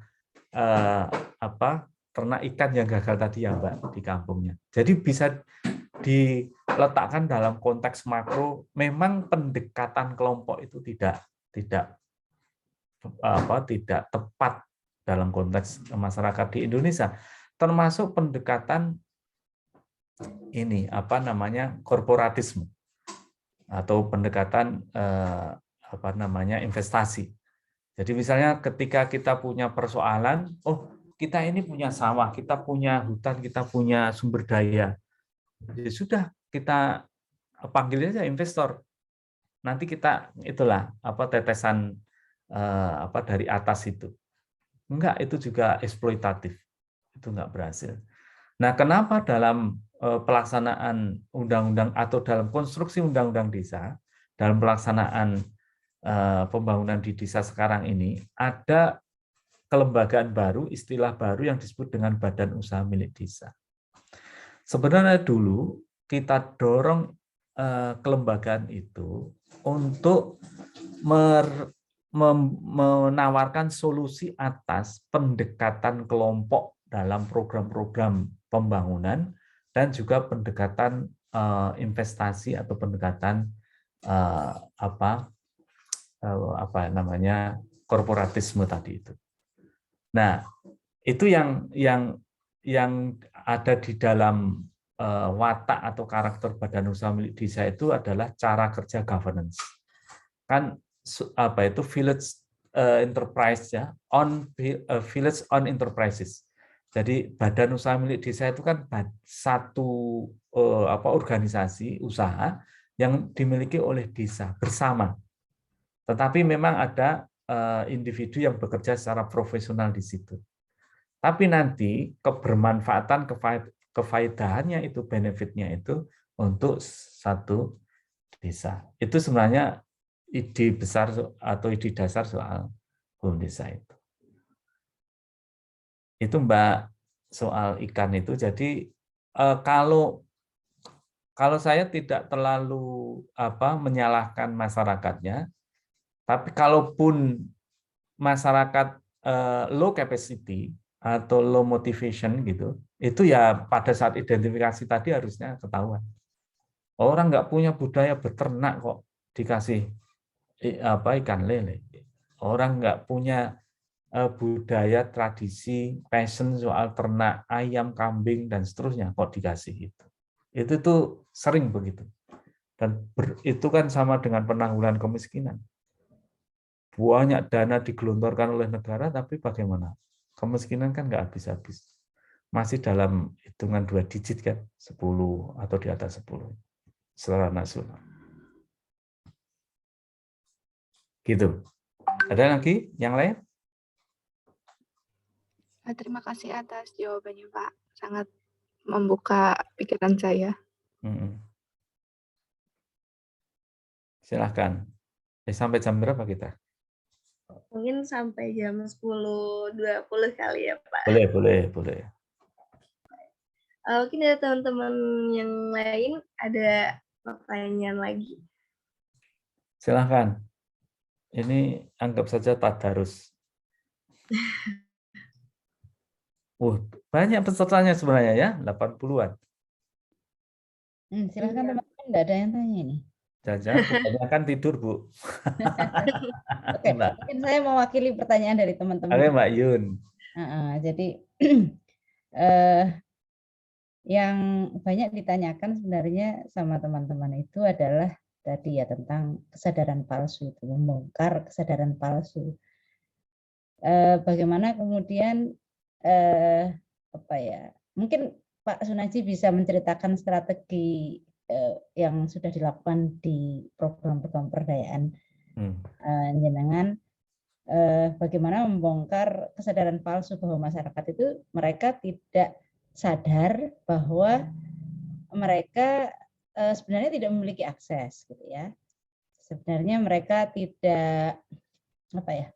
Mungkin dalam bahasanya butuh pemberdayaan ini, tapi ya tadi itu karena ada hegemoni apa ya, kekuatan besar, power relation itu. Nah, mungkin bisa di-sharing pengalamannya membongkar kesadaran palsu di masyarakat yang belum sadar itu.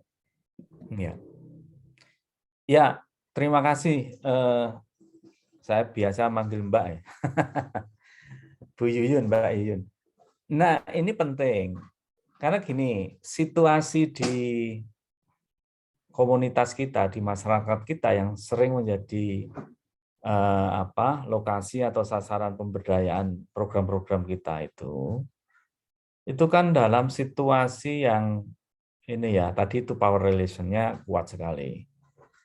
Karena itu memang pembongkaran kesadaran itu harus berlapis. Jadi misalnya begini, kalau kita mau memberdayakan kelompok perempuan atau kelompok rentan dan marginal yang sekarang menjadi di mana-mana program itu selalu begitu.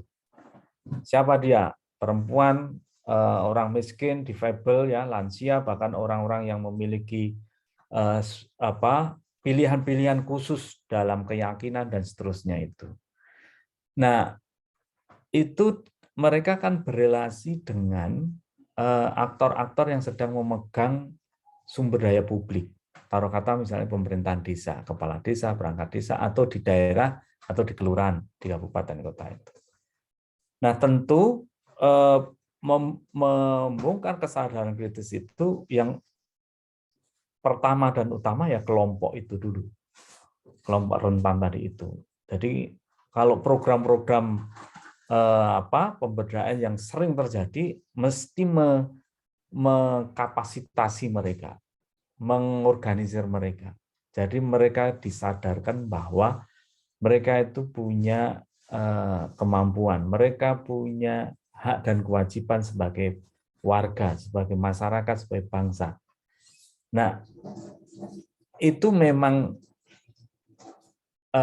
pembongkaran itu memang brainwashing yang kemudian secara stigmatik itu disebut dengan provokasi, ya kan? Tapi itu nggak apa-apa, itu positif karena endapan pengetahuan kesadaran yang tebal sekali itu telah dilakukan oleh negara. Jadi ya nggak apa-apa kita dikatakan provokator dan tapi kita tidak merusak. Artinya mereka kita dorong untuk berkontribusi aktif terlibat di dalam pengelolaan sumber daya publik. Taruh kata ada di kampung tadi Mbak yang tanya, ya. Nah itu satu. Jadi mereka harus kita bukakan membuka tirai kepalsuan itu ya, menjadi kesadaran kritis bahwa dia sebagai individu, sebagai masyarakat itu memiliki hak, memiliki ruang yang sama ya untuk mengakses dan ikut memperoleh manfaat dari sumber daya publik itu. Nah, yang kedua tentu para aktor yang sedang memegang atau mengendalikan, mengelola kekuasaan dan juga sumber daya publik itu. Ya, kalau di desa ya kepala desa sama perangkat desa.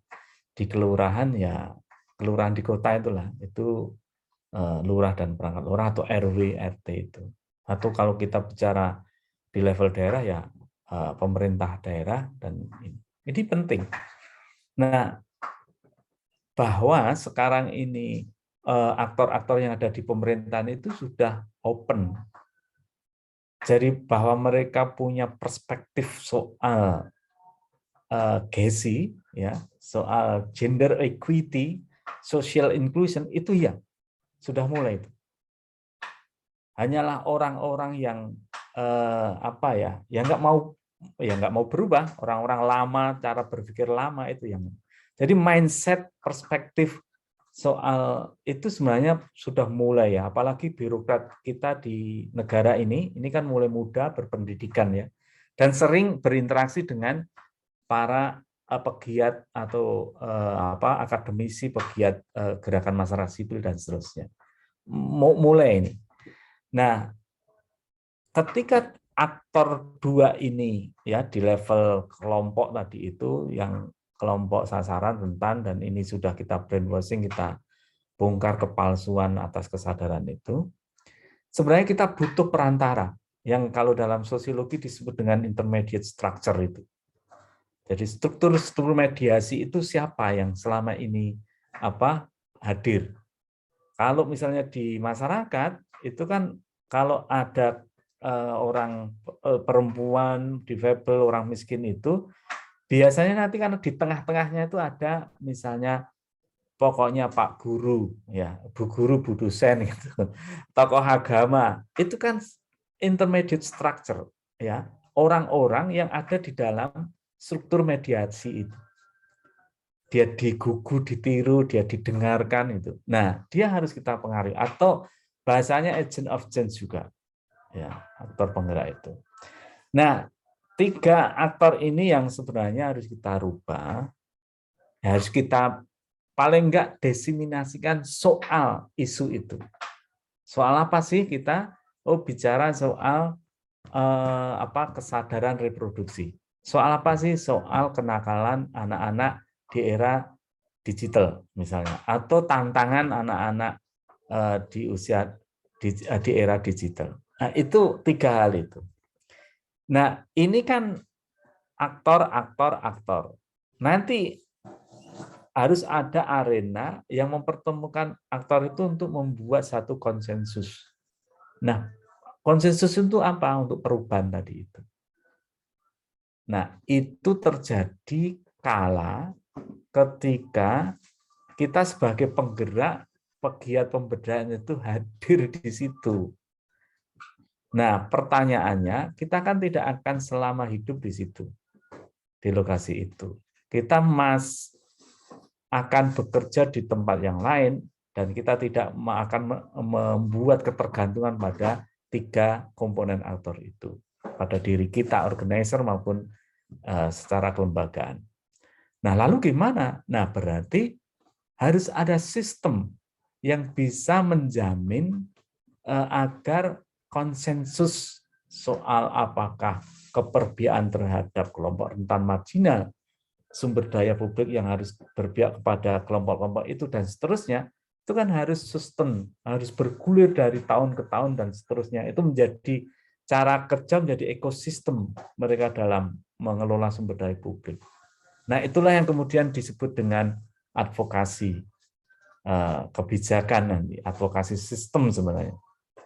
Jadi itulah makanya kerja-kerja berikutnya selain membongkar kesadaran itu adalah mengorganisir agar si kelompok satu, kelompok perantara, kemudian kelompok pemegang otoritas, sumber daya, kekuasaan, itu merumuskan, bersepakat, berkonsensus, membuat, atau kalau dalam istilahnya Giddens itu, membangun struktur baru, agar itu bisa menjamin secara reguler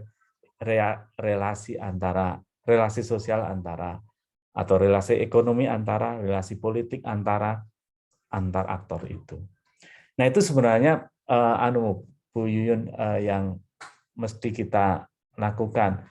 Nah, memang kalau mahasiswa, saya pikir ya tidak ada halangan lah untuk bergerak ketika kelompok tadi, kelompok utama, kelompok pendukung, kelompok pemegang kekuasaan tadi itu.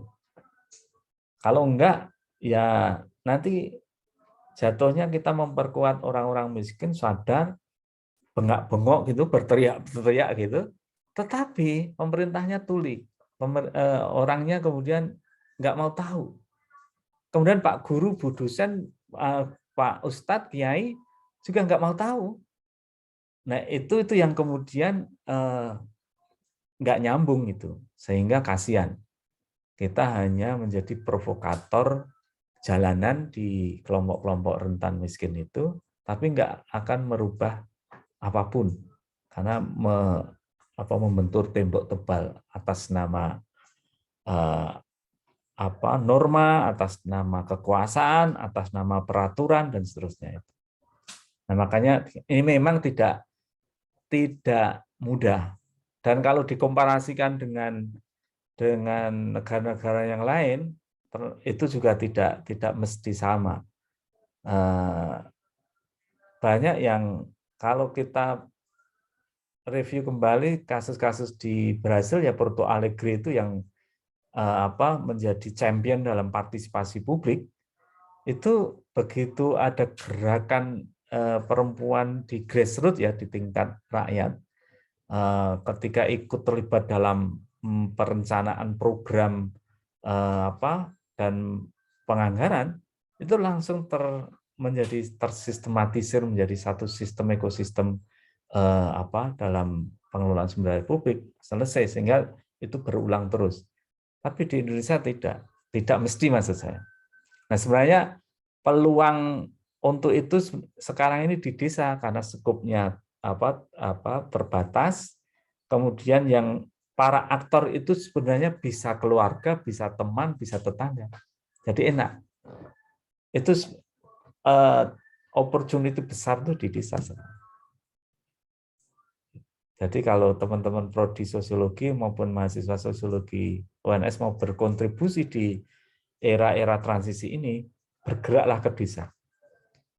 Jadi bikin inovasi bagaimana empowering itu berlangsung di desa dengan mempertemukan 3 aktor dan membentuk satu struktur yang itu sangat indah, damai, adil.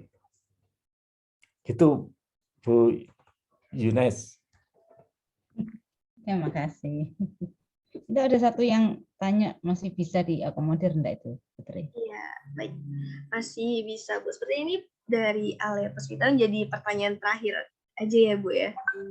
Untuk menutup kegiatan pada siang hari ini.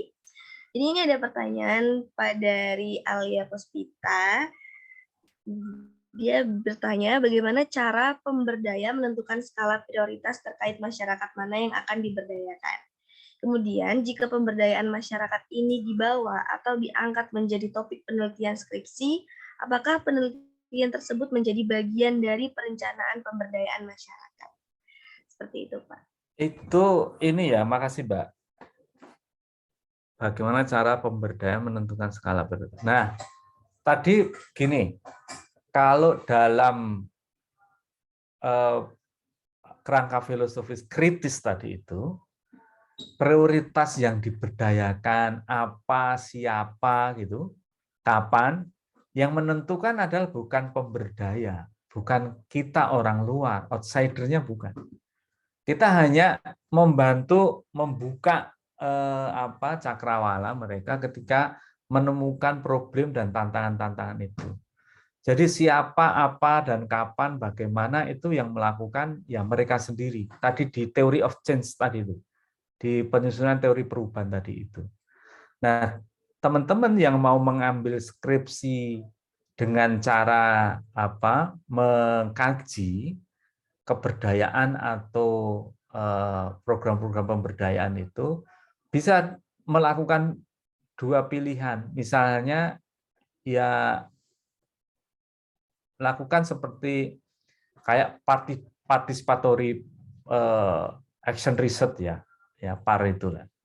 Jadi Anda ikut melakukan upaya sederhana saja, misalnya mengorganisir perempuan atau mengorganisir lansia, mengorganisir pemuda di desa atau di komunitas tertentu untuk kontribusi misalnya di BUMDesa atau di pembentukan karakter warga desa, misalnya begitu. Anda terlibat di situ, kemudian gunakan pilihan, saya cenderung memang berhaluan pada kritis. Jadi upayakan itu bangun teori perubahan dengan langkah-langkah yang Anda bisa telusuri sih secara di browsing ya, panduan-panduan bagaimana membuat perencanaan dengan pendekatan teori of change itu, selain dari materi saya itu juga. Nah, ketika Anda berproses semacam itu, Anda menjadi fasilitator saja. Anda menjadi semacam pseudo pemberdaya gitu. Jadi sudah mulai melakukan aktivis pegiat pemberdayaan. Nah, dari situ Anda nanti akan bisa menuliskan seperti apa dinamikanya, prosesnya dan hasil-hasilnya itu. Atau ya Anda akan membuat satu skripsi atau penelitian dari sebuah atau suatu atau beberapa program pemberdayaan. Jadi Anda sebagai observer, Anda akan datang mengamati how to planning-nya, how to implementing-nya, how to changing-nya. Jadi bagaimana perencanaan program itu Anda selidiki, nah menyelidiknya dengan metodologi penelitian tentunya, kemudian implementing-nya seperti apa Anda selidiki, hasil-hasilnya seperti apa ya. Itu yang harus Anda teliti. Nah, tinggal pilihan. Apakah Anda akan mengkaji, meneliti, mengcapture, mengambil satu catatan pengetahuan dari proses yang telah berlangsung, atau Anda akan terlibat ya participatory action research itu. Jadi Anda berpartisipasi dalam kegiatan riset aksi. Jadi misalnya menemukan tema bersama-sama dengan pemuda, teman Anda, kelompok Anda di desa itu. Mereka kan nggak tahu bahwa Anda sedang menulis skripsi, tapi Anda bagian dari mereka. Itu kan menarik itu. Saya pikir cara-cara seperti yang ditempuh oleh ilustrasinya Gema dan Karlina itu seperti itu. Jadi coba misalnya Anda, karena online kan ini kebanyakan masih online, Anda bisa meluangkan waktu untuk ya mengajukan diri terlibat dalam badan usaha mendidik desa di desa Anda, atau kerja-kerja kreatif di kota Anda yang di masyarakat perkotaan, dan di situ Anda bisa sekali dayung 2-3 pulau terlampaui. Anda bisa jadi dapat calon jodohnya, dapat tema skripsinya, Anda dapat hasilnya karya untuk tugas akhir, dan ya menarik. Anda juga punya kredibilitas, dapat reputasi, dapat karir di dalam gerakan-gerakan kreativitas inovasi. Begitu Mbak atau Mas? Ya, baik Pak. Terima kasih atas jawabannya. Udah jam 10.25, mungkin ini pertanyaan terakhir dari teman-teman untuk Bapak. Mungkin dari Pak Sunaji sendiri, sebelum kita beralih ke acara selanjutnya, ada closing statement terlebih dahulu, atau sudah dicukupkan? Ya intinya bagi kita yang bergerak di sektor pengetahuan ya, teman-teman juga sedang mempelajari banyak pengetahuan dari kajian sosiologi. Mereka, masyarakat kita itu membutuhkan teman seperti kita ini. Ya, kita penting untuk menemani mereka untuk ya bongkar pasang, tapi jangan membongkar tapi tinggal lari. Jadi kita menemani untuk bongkar pasang, membongkar kesadaran palsu dan memasang kesadaran kritis tadi itu penting karena banyak relasi-relasi kuasa yang ada di sekitar kita, di lingkup kita, dan itu yang harus kita kelola, kita hadapi, dan kita ya harus mau berani untuk membantu. Itu banyak anak-anak muda yang apalagi Anda studi di sosiologi, memang dunianya ya arah ke sana. Dunia pemberdayaan adalah dunia kalian, dunia jenengan, dan itu harus Anda tekuni. Apakah itu dalam platform dimanapun lah, dalam berbagai platform. Apakah platformnya di pemerintahan, di NGO, atau di perguruan tinggi, dan di perusahaan, dan seterusnya. Terima kasih, gitu saja. Mohon maaf kalau ada kurang dan lebihnya.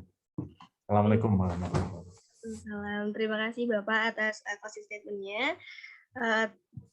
Jangan lupa teman-teman untuk isi daftar hadir terlebih dahulu sebelum nanti kita menutup acara pada siang hari ini. Kemudian tadi setelah closing statement dari Pak Sunaji, izinkan saya sebagai moderator untuk memberikan closing statement juga sedikit saja dari materi hari ini.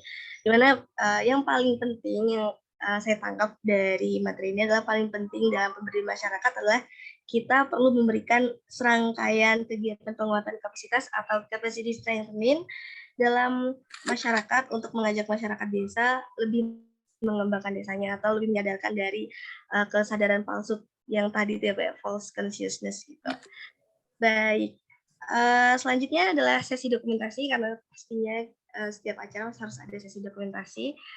Mungkin dari teman-teman boleh mempersiapkan diri terlebih dahulu dan bisa langsung on cam sekarang. Ayo teman-teman kita on cam dulu. Iya. Yeah. Kelihatan. Peserta dari 93 tadi jadi 67 udah pada pas barengan. Mungkin ada kuliah lain ya. Iya. Oke, masih ditunggu ya teman-teman.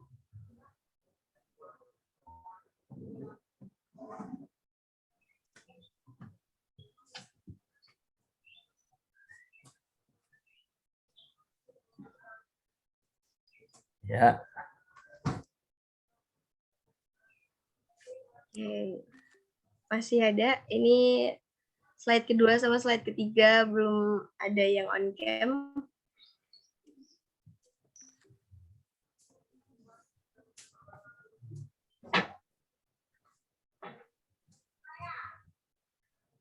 Oke.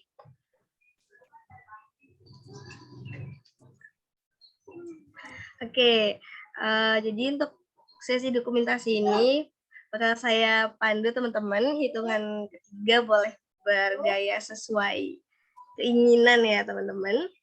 Oke, mulai ya. Dengan 1, 2, 3. Oke. Untuk slide sebelahnya, slide sebelahnya ini nggak ada yang on cam, jadi mungkin nggak perlu untuk di SS ya teman-teman. Iya, oke.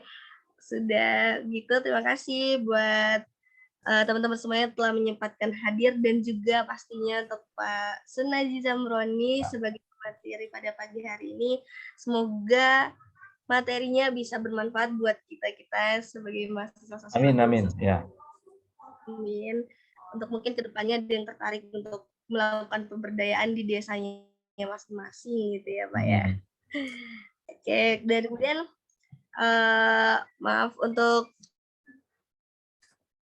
salah-salah kata dari saya sebagai pemandu acara, dan semoga nantinya ke depannya kita bisa bertemu lagi di kuliah pakar selanjutnya, karena mungkin pasti bakal ada kuliah pakar selanjutnya lagi.